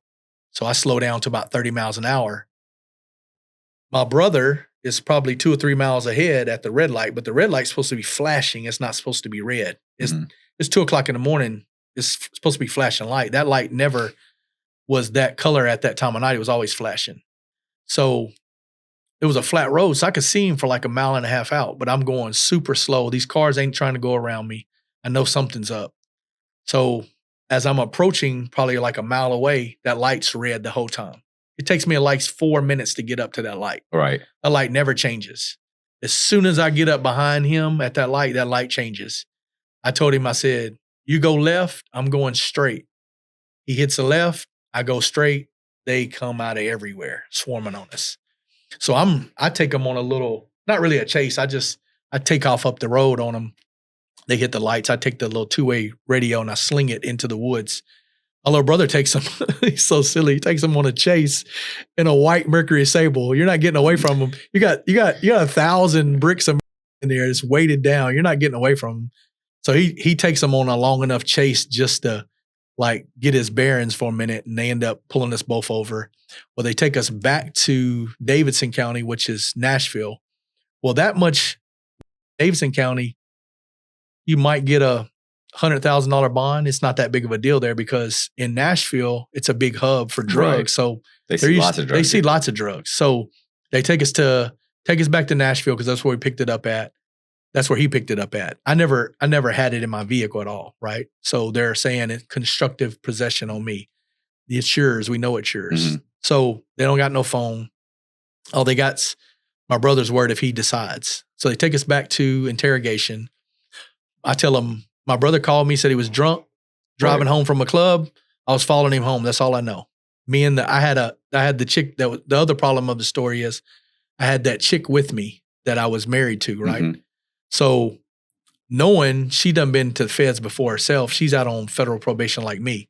So we're both hit basically. Mm-hmm. So they take us back, and then on the way back, she's like, hey, your brother was driving drunk. We was following him home. That's all we're saying. Bet. Go to interrogation. My brother's got his head down. It's just a cubicle like this. Yeah. You can hear him on the other side. The guys interrogate my brother. My brother says, my brother's got his head down. He's not talking. He's like 21 at the time. And they go, I heard the dude slap the table. Boom, boom. Don't you hear me? I'm trying to talk to you. My brother raises up. Boom, boom. Don't you see I'm trying to take a nap? And puts his head back down. They go, oh, okay, we got y'all. So they're livid now. So they handcuff us all.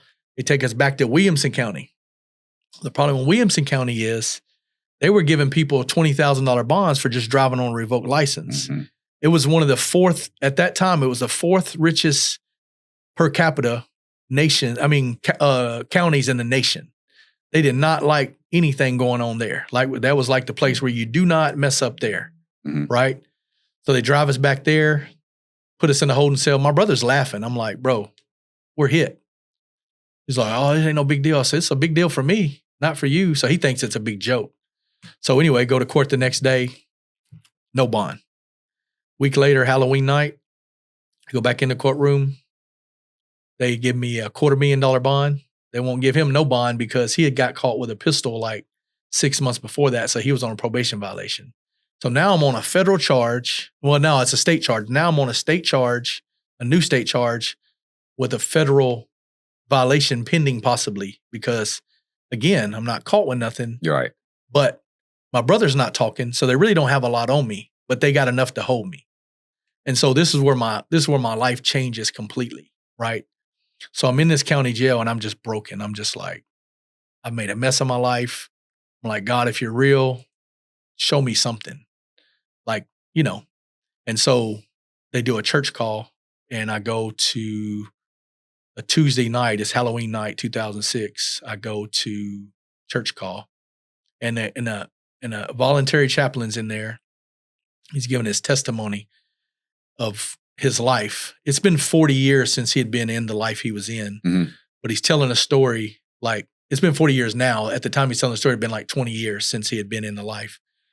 Well, he tells this testimony about how he played baseball growing up and he had a scholarship and this is real important part of the story. That's why I'm telling it. So he's telling this testimony. Well, they would play these baseball games and they would go down to this little creek because they lived in a little city called Chapel Hill, Tennessee, and it was a little country town. So this particular day they had a double header baseball game. They went and swung off this vine that they would do into this creek and he hits the water wrong, gets lungs full of water, starts sinking. One of his teammates jumps in, brings him out, right? Saves his life. Well, he's telling a story. 20 years passes from that time. And goes into college, gets hooked on drugs in college, had a baseball scholarship, gets hooked on drugs. He's 36 years old at the time that this next incident happens. 36, he goes to buy some drugs. They rob him. It's December and it's cold in Tennessee in December. So they rob him of his jacket, his clothes, everything. So he's walking down this little 2-lane highway at like 2:00 in the morning with nothing but underwear on. And everybody's like, he's crazy. Nobody's pulling over. Right. So this goes on for like 20, 30 minutes. He probably walks like a half a mile. And finally a car pulls over. Well, here's how I know God is real. This is what I tell people all the time. Car pulls over, rolls the window down, calls him by his first and last name, says, David G, get in this car. David gets in the car. Guess who it was? The same guy that pulled him out of that water. His teammate that put him out of that water 20 years before that. What's the chances? Shit. What's the chances like angel, right? of that guy being there at that particular time? Guy puts him in the car, takes him home, feeds him, takes him to church next day. The man gives his life to the Lord then. Now, as he's telling this story, it's been 20 more years. He was a pastor now, voluntary chaplain, had a church, had 2 beautiful daughters. And there was something in that moment where I just thought to myself, I said, man, if God did that for him, he'd do it for me. And I had this moment in time where it was like that. And I remember looking at him and I said, I don't know what it is about you. I said, but I want whatever you got. And I said those words and church service ends. He tells the guards, can he have 5 minutes with me? They're like, sure. Prays over me. He's like, you didn't know it, but I was in the courtroom today when you went. He was like, it didn't go well for you. I was like, no. He was like, I just want to pray for you. So prays for me. I rededicate my life back to the Lord at that moment, knowing I'm facing a lot of time, right? I got a lot of things hanging over my head. So go back to the cell. I know something's changed. I don't know what. I just know something's different. Go back to the cell, and 3 days later, they go, visitation. It's not a visitation day. Thinking as a lawyer, I'm facing a lot of time. So they escort me down this hallway. I get down there, and they open the door, and it's him again. He was like, do you remember me? I'm like, man, I haven't stopped thinking about you. Not for any weird reason. You made an impact in my life that no one ever told me that I was valuable. And so sure enough, I go in there and he tells me, he says, he said, I was praying. He said, and the Lord told me to come back and speak to you. He said, you have a calling on your life. I was like, what does that mean? He was like, well, it starts with me just pouring into you. So this man came for 5.5 months, 3 days a week on his own time. And he just poured the Bible into me for 5.5 months. So I'm sitting in this county jail, knowing I'm facing prison time again. I don't know what to do. And this guy goes, you know, you can get a bond reduction hearing because you've been here for like 6 months now. So sure enough, I go back and I apply for a bond reduction hearing. Mind you, I'm on a hold for the feds. Right. So I go to this bond hearing. Sure enough, they dropped my bond from $250 to $75,000. I don't have $75,000. I don't even have $7,500 at the time, but I had a couple of cars at the house because I had to pay. The part of the story I didn't tell is during the time I'm sitting there, my brother's not talking, but I know I got to get this girl off my case because it takes 2 people for a conspiracy, right? My brother's not going to tell on me. I know that already, but she will. So I'm like, how do I get her off my case? So my lawyer, I had a state lawyer at the time. I paid him $10,000. He was like, Ernie wants $13,500 to get his charges dismissed. These both used to be prosecutors in that county. I'm like, you can guarantee that? He said, yeah. Gave him $13,500. So he went back in the courtroom, argued she was only a passenger in a vehicle. She had no recollection of what was going on. They dismissed her charges completely. Me and my brother stayed. I had to get her off the case. I already knew what was going to happen if I didn't get her off the case. I'm hit. Yeah, that's not the point. The point is that's corruption. That's, yeah, for sure. Right. Okay. So they knew what they could do all along. They just wanted some more money. So I give him the money. He gets her off the case. So now I don't have to deal with her at all. So now it's just me and my brother on this case. So I get a bond reduction hearing, get out. Well, I need $7,500 to get out. Well, the guy, David, that had been speaking into my life and mentoring me is like, I know the bondsman here. He was like, let me call her and see what I can do what she'll do it for. So he calls on the phone. He was like, she says she'll do it for half. So instead of $7,500, I only need $3,750. So I call home, move some money around, sell a couple of things, got my $3,750. They come buy me out. Well, I know the feds are going to grab me. I know that. But now I'm at this place with my faith, and I like to tell this story. The Bible says we've all been given a measure of faith. But there's going to come a day where you got to activate your faith. You were saying it earlier how there's certain things we do, and as we continue to progress on those things, our faith gets greater and greater because now we see things happening on our behalf, right? Well, I think a lot of times people never activate their faith. And so I hadn't gotten to this place where I learned how to activate my faith. I heard these words from the Lord. He said, I'm not a God that I tease my children. So I get a bond reduction. I get the money to get out. So I get this bond. So now in my heart, I got this faith that there's no way that I'm not going to get out. So the feds come get me, take me back downtown. They put me in front of the magistrate with my probation officer. My dad shows up. The pastor shows up, and they're speaking on my behalf. And long story short, my probation officer goes, I'm willing to put him on an ankle monitor and see where this case goes since he didn't get caught with nothing. Boom. Gives me a bond. Feds give me a bond. Put me on an ankle monitor. Send me back to my dad's house. You ain't going back to that house you was at. Going back to your dad's house. Go back to my dad's house. I'm out for like 2 months. I'm working for my dad's company. 2 months later, my lawyer calls me. He goes, bad news. Like, what's up? He was like, feds picked the case up. What do you mean the feds picked the case up? Feds picked the case up. So the case was out of Atlanta because that's where the had come from that night. It came from Atlanta. So Atlanta had a federal indictment of like 16 people. I just happened to be on the back end of it. The only thing that really helped me was I never met any of those people before. My brother met one of them the night he picked it up, but I never met anybody. They didn't know my face. I dealt with the dude local in Nashville, but he had been on house arrest for so long, he wasn't on the indictment.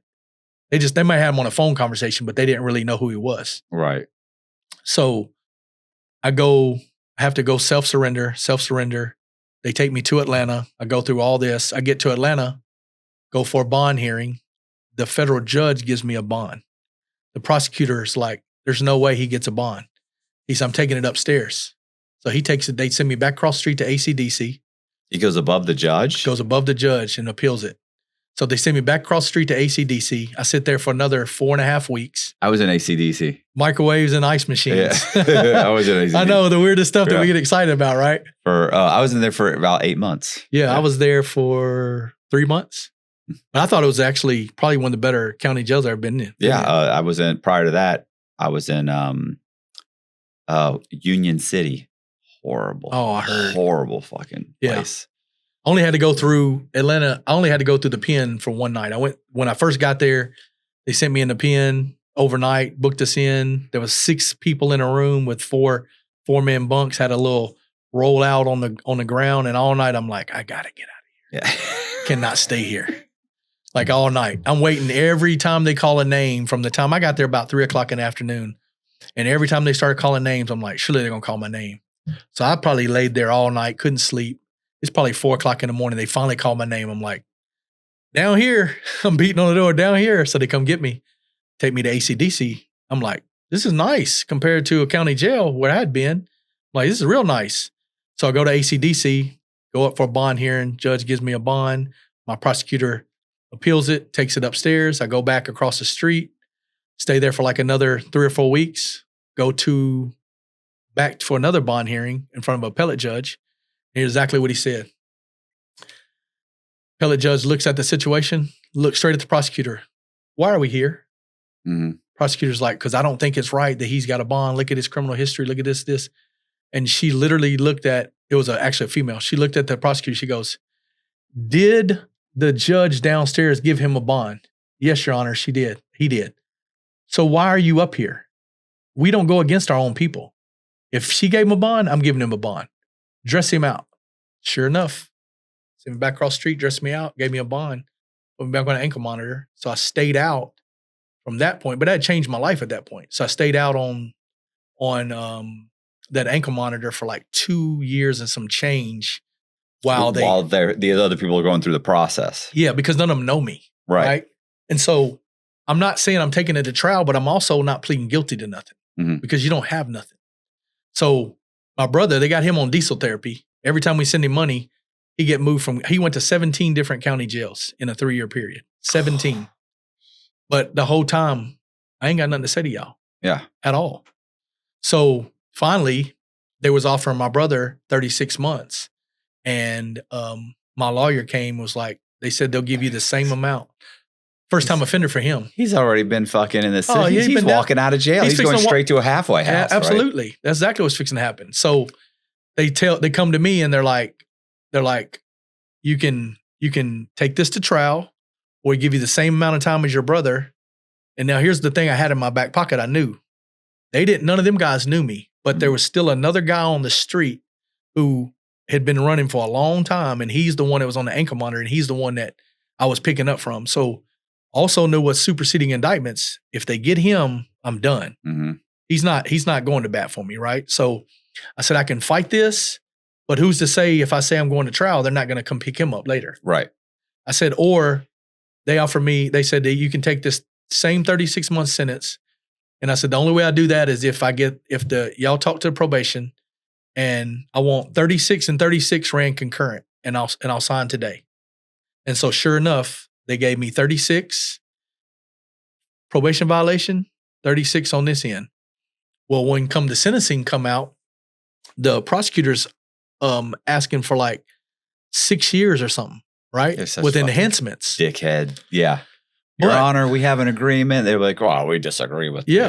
Yeah. And so what's funny is the judge is in the courtroom and she tells the prosecutor, she's like, I get the final say. So what they wanted to do was give me 6 years and then do like 3 years probation, the 3-year probation violation, 6 new years, but then also 3 year supervised release. And so I had my lawyer go back and I said, I'll do 36 and 36 concurrent and you can give me as much probation as you want to back in because I'm not going to mess it up again. Mm-hmm. So sure enough, when it all came down to it, the prosecutor still didn't agree with it, but the judge said, I'll do this instead. She said, I'm going to give you 3 years on the new charge. She said, I'm going to give you 3 years with a probation violation run concurrent. She said, but I'm going to give you 8 years on supervised release. She was like, so if you're really not going to do nothing, you'll survive it. But I was cool with that. Right. So I said, do I get the time I served in the county jail? She was like, yeah. So I got sentenced and I already had 6 months built in the county jail. So it equaled like 7-something months. So literally got sentenced, went home, let me self-surrender again. Like 2 months later, self-surrendered again. But man, in prison, man, to be honest, like it was my first opportunity to like I had men in there that mentored me and like really showed me what life is supposed to be like past all the things I had been living, you know what I mean? And so went into 2 Bible colleges and they got an opportunity in prison to preach. And so that's what I did from prison. And then when I came home from prison in 2011, I had my CDL license. So I went to a company called Ready Ice. And this is how this set up. I made a friendship with a guy in there, and his stepfather was like the head of all the safety of Ready Ice. And he was like, so I go home and I turn in like 30 different resumes and nobody will hire me, right? And so finally, his mom calls me on the phone. She's like, we just want to see how this job search is going. We was worried about you. I was like, well, nobody hired me. She's like, well, go to Ready Ice. She's like, my husband's going to call him. So I go to Ready Ice, got a CDL license. When I put his name down on the application, the manager looked at it. He said, you know him? I was like, yep. It was like, oh, you're good. Hired me on the spot. Stayed there for a year. And a year later, they promoted me from driver, and I ended up becoming the route supervisor there. From there, I stayed the route supervisor for 4 more years there. And from there, got promoted to plant manager. I ended up being a plant manager for like 5 more years. So I gave them 12 years out of prison. Did 12 years there. And then the Lord called me out of there and told me I got too comfortable. And he told me my identity became what I was doing instead of in who I was, right? So it was very interesting. He told me I got comfortable and he didn't want my identity to be a plant manager, right? Wasn't a bad thing. He was really calling me out to something greater, right? So tells me to leave. It was a rough time in my life. I went through a bad marriage at that time. And so I had walking away from what everybody telling me I'm crazy. You're walking away from a career. My boss was in Anniston, Alabama. I was in Nashville, Tennessee. I ran the location. I talked to my boss on the phone. They never came up there and bothered me. I was good at my job. So I knew the job like the back of my hand. Nobody leaves an environment like that, right? Everybody's telling me, you're crazy, you're crazy. This is a career. You're walking away from a career. But I just knew that there was something more inside of me that was telling me to go. And so I gave them a 4-month notice because they were a seasonal business. And I decided I was going to leave in June of 2022. So I was going to leave. So I gave them until November. So I hired and trained my replacement, left in November, went and started my own business. And me and my first cousin did low voltage wiring for a while. That was his trade. So we started a little business, got a little S Corp and did that for like 6 months. That slowed down. The Lord told me to humble myself and go work for my little brother who was running my dad's plumbing company. And so that was a hard thing for me. The same one that was driving the stuff up to Bowling Green. Yeah. And the same one that, I raised, the Lord told me to humble myself and go work for him. And so that was a challenge for me, but it was needed. I learned a lot about humility in that time. So I left and he made me a 1099 employee and I went and drove their dump truck because it's a plumbing, excavation, construction. They tear houses down, all that now. Mm-hmm. So I went and drove that dump truck for them for like 2 years, worked for my little brother. I have a funny story about working for him. I was working for him and we was picking up asphalt one day and super crazy. So I pick up the asphalt and I forgot to, now mind you, I'm going through a divorce. My head's all over the place. My brain is scrambled right now. My life's been changed 3 times in the last 2 years, altered completely. I'd gotten real comfortable where I was at. And so I went to pick up this asphalt and I didn't lock the pins on the back of the trailer. I mean, when the door shuts down like this, it's heavy, but I didn't lock the pins. And so I take off. When you drive off, it all dumps out? Well, it just starts coming out slow. Oh, okay. I thought because the door's really heavy. Fucking load. No, I dropped it down, but the door's so heavy that it just spits out. Yeah. But it's hot asphalt, so it's going to get everywhere. So I come out of the asphalt plant and I'm half a mile from the interstate. I jump on the interstate. My brother ends up driving beside me and I'm thinking he's just waving at me. Like, what's the chance of us being on the interstate at the same time? It was a coincidence. He was like, pull over, pull over, pull over. He's screaming. I'm like, he was like, you didn't lock the back. So I was like, man. So I pull over and man, I pulled over and he pulled up behind me and he cussed me up and down like a dog. I mean, cussed me like a dog. And I just felt that thing inside of me say, how you going to act? Are you going to act the way he's acting? Or are you going to take responsibility and do something about it? And so sure enough, talked to me like a dog. And I knew what I was supposed to do in that moment. I said, my bad, man, I messed up. And I just got a shovel and I got out there and I started scooping it up and throwing it into the back of the truck. And we did that together for as far as we could and locked it back and went on. You know what I mean? Mm-hmm. And so I did that for 2 years. And then the Lord called me to move from Nashville to come here.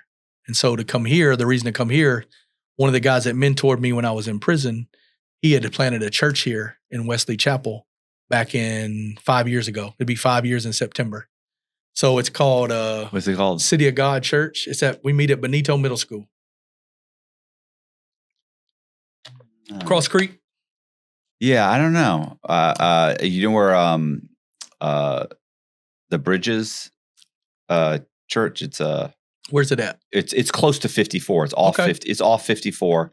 And then we went there for a while, and then we went to I want to say City Church or something. I don't know. My City Church is a big church out there. Yeah. We've only gone there maybe for like the last couple months. Only because the Bridges is the preacher. You know, I like churches where they tell you almost like a story, right? Like hey, here's, you know, and you learn something from the story. It's entertaining, it's understandable. This is how you relatable. Behave. Yeah, this is how you behave. This is how. But at the Bridges, listen. Here's the thing. The problem is that he, you know, his whole thing is like, I teach, you know, directly from the Bible, and that's great. Mm-hmm. But I don't need to know the origins of every word. Right. Like he wants to break down the Greek and the Hebrew of everything. Yes. And I don't need to know that, bro. Right. I don't need to know where the origins of this. How does this relate to my life? Right. When I walk out of there, I want to be able to relate this sermon to my life, and how can I use it, and not know that this word, the origins of this word is from here, and it means this, and it means this, and like, I understand you're very smart. You're a very smart guy. You've really looked into it. But when I walk out of there, I don't want to be halfway through the sermon and be thinking, I wonder if we should put our order into first watch. Yeah. You know, where are we going to eat? What am I going to get? Like, I don't want to be drifting off thinking about the rest of my day. I want to know that you're teaching me something that I can, you know, use in my life. Yeah, absolutely. And instead, now I know where the origins of this word came from. And I understand that this city was close to this city and they walked there. And so it was a long journey. And so, okay, I don't care that it's a long journey. I've got a Toyota. Like, what are we doing here? But the other one is better, much better. Newark, yeah. Yeah, Newark is much better because, and here's the thing. Everybody's just kind of like, you know, I don't know, I shouldn't say this. It doesn't matter. But I mean, they're just regular people, bro. They're just regular people that are there, you know? Some people are in blue jeans. Some people are dressed up. Absolutely. Some people, it's just regular people that are just, you know, and so and this is the other part about where that bothers me. This, you know what I'm saying? No, I'm just thinking of someone from this church. Oh, if there's watching? Yeah. Straighten up. Okay. I'm just telling you. So one, it seems like every few months they're patting themselves on the back. That bothers me. Right. The other thing that bothers me is they keep talking about how they have this outreach program and this outreach program. We have an outreach program for prisons and the jails and this and that. Okay, well, we wrote 2 emails to you about trying to work with you. Not even work with you. Like, I understand you probably have 15 people that are a part of this whole thing. And if you need help, we're willing to help. Mm-hmm. Keep in mind, we donate. Mm-hmm. Like, I mean, it's not like I'm showing up for nothing. Right. We're sending money. Right. So, and if you need help, like, I think that's great, going into prisons, the whole thing. I'm willing to do that. I think I'd be a great example of that. I do that anyway. Yeah. But we sent a couple emails, bro. Nobody got back. We didn't send it to the wrong email. Right. Nobody got back to. So my first thought was, I'm not that important.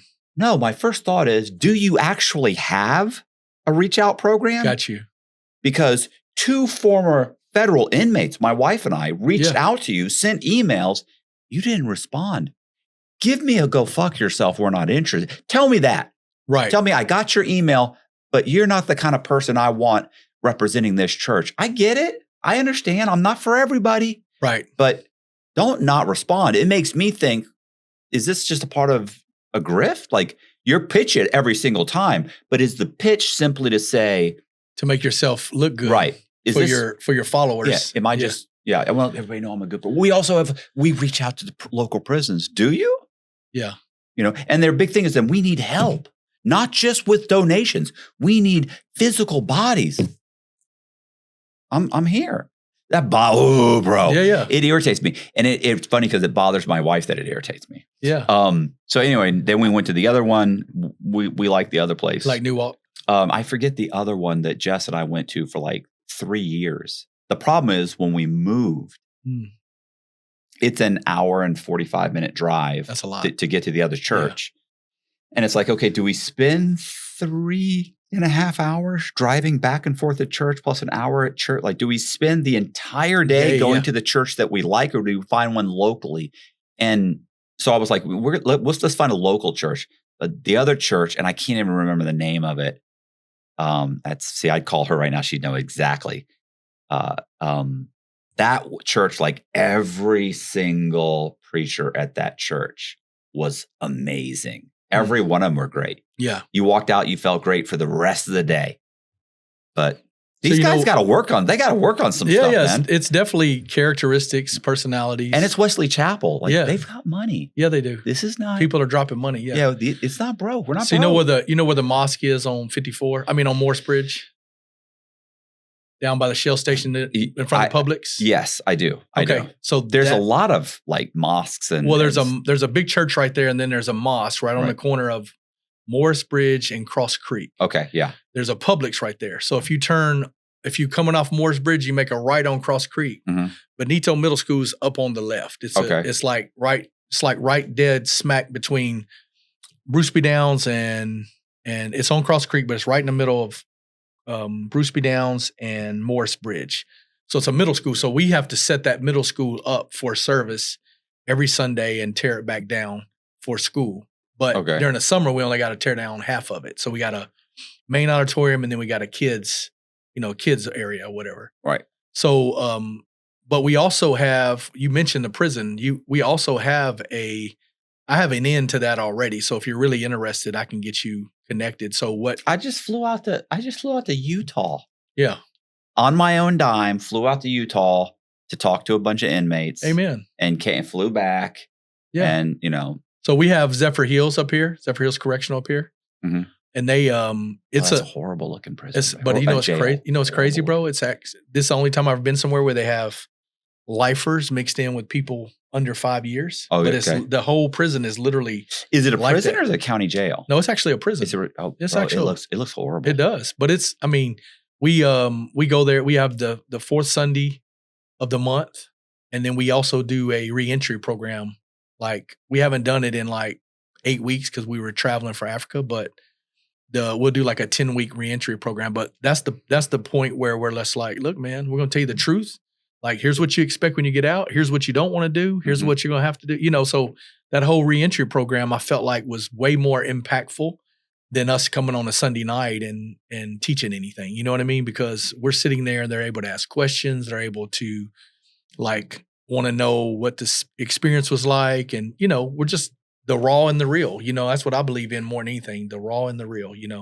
I believe we should have environments where people can ask questions if they want to know something. You know what I mean? I'm with you. I don't want an environment where it's all about the stage and the spotlight. And there was a time in my life, the reason I bring it up, there's a time in my life where I thought being called to ministry had to be behind a pulpit or be on a stage. Mm-hmm.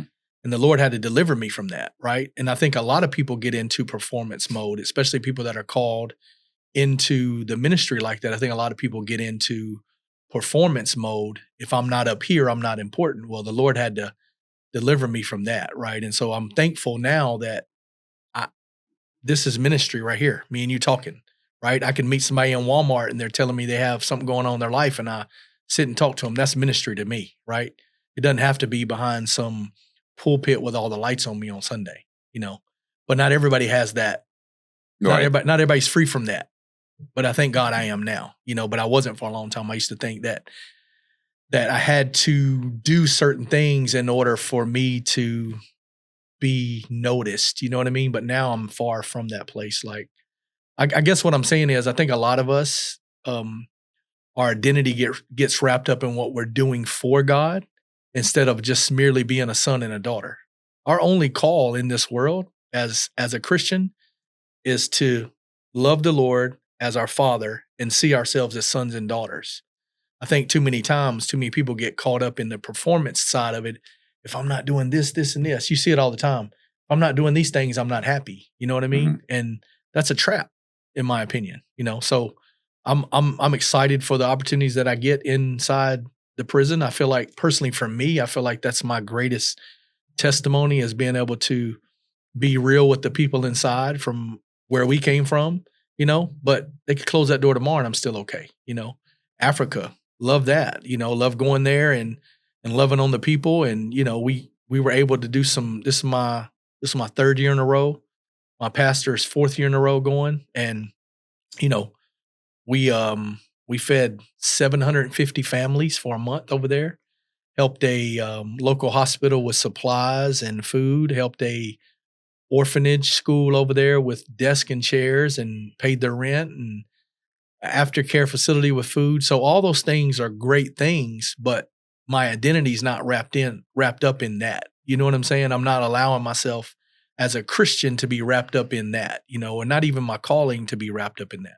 I'm grateful that the Lord trusts me to do those things, but I'm not, my life's not going to fall apart if I don't do it. Right. If that makes sense. Right. And so that's what Africa was about. We just got back from there. And so what the Lord told me to do from there is I had this thing last year where me and my wife just kept hearing when we prayed, just hearing the Lord say orphanage, orphanage. So, I felt like I was an orphan growing up. My wife is what's considered a spiritual mother. She's one of them people that we can go to Chewy's and have lunch. And by the time them little girls that's waiting on us leave, they're crying because my wife's speaking into their life and she's echoing things they've heard their whole life. That's just the type of gift on our life, So I say that when we keep hearing orphanage last year, ask the Lord, what's that look like? And I'm like, I'm over here. Like, I can't run an orphanage in a third world country from here. And the Lord's like, you know how to scale a business, so we'll do it that way. So when we went to Africa last year, we put a couple of children in a pastor's home over there and just send money every month to them. And then so when I come back this year, the Lord's like, I want to take this a step further. So now he had me create, and it's small level. I don't have a foundation on paper or none of that yet. I just have a dream in my heart of what the Lord told me, but it's going to be called Abba's House Foundation. And it's literally, I got 4 overseers now. I got 1 in Pakistan that's got an orphanage. I got 3 in Africa. One of them's a community school for kids left behind. One is an orphan school, which is basically kids left behind. And the other one is the pastor's home where he's got kids there raising them. So I got 4 overseers and 4 different places where I can send money to now. And I was doing it, me and my wife's doing it on our own, but that's what the Lord was saying. He wants us to find more people to partner up with us. So since I've been home from Africa on Friday, I've been talking to people that I know that have businesses and close friends. So I already got 3 people already obligated. No, I don't say obligated. 3 people willing to partner in with the foundation. So literally, the Lord used this language. I like this. I want to share this with your viewers too. He said, tell your partners that they get a chance of making heaven's history. We think about history on the earth. We don't think about heaven's history. But everything we do here, the Lord said, everything we do here for other people is being recorded in heaven. And one day when we get there, we're going to see the history of heaven. And how did we impact the history of heaven? And so that's what the language the Lord gave me over the weekend. And so that all being said, I don't want it to get so big where it becomes some entity. I want the money to come through my hands and out to the overseers. And then what comes back has got to be pictures and receipts of everything that the money's spent on. And we're going to give out reports from there. So that's really what's on my heart right now for where the Lord's taken me and my wife, per se. Hey, you guys, I appreciate you watching. Do me a favor, hit the subscribe button, hit the bell so you get notified of videos just like this. Also, if you want to contact Arthur on social media so that you can reach out to him, talk to him, or donate, which would be great, we're going to leave all of his social media links in the description box. Go in the description box, click on that. You'll be able to contact him. Really do appreciate you guys watching. Thank you very much for checking out the video. If you know anybody that would be interested in the video, please share the video, hit the like button, subscribe, hit the bell. Thank you. See ya.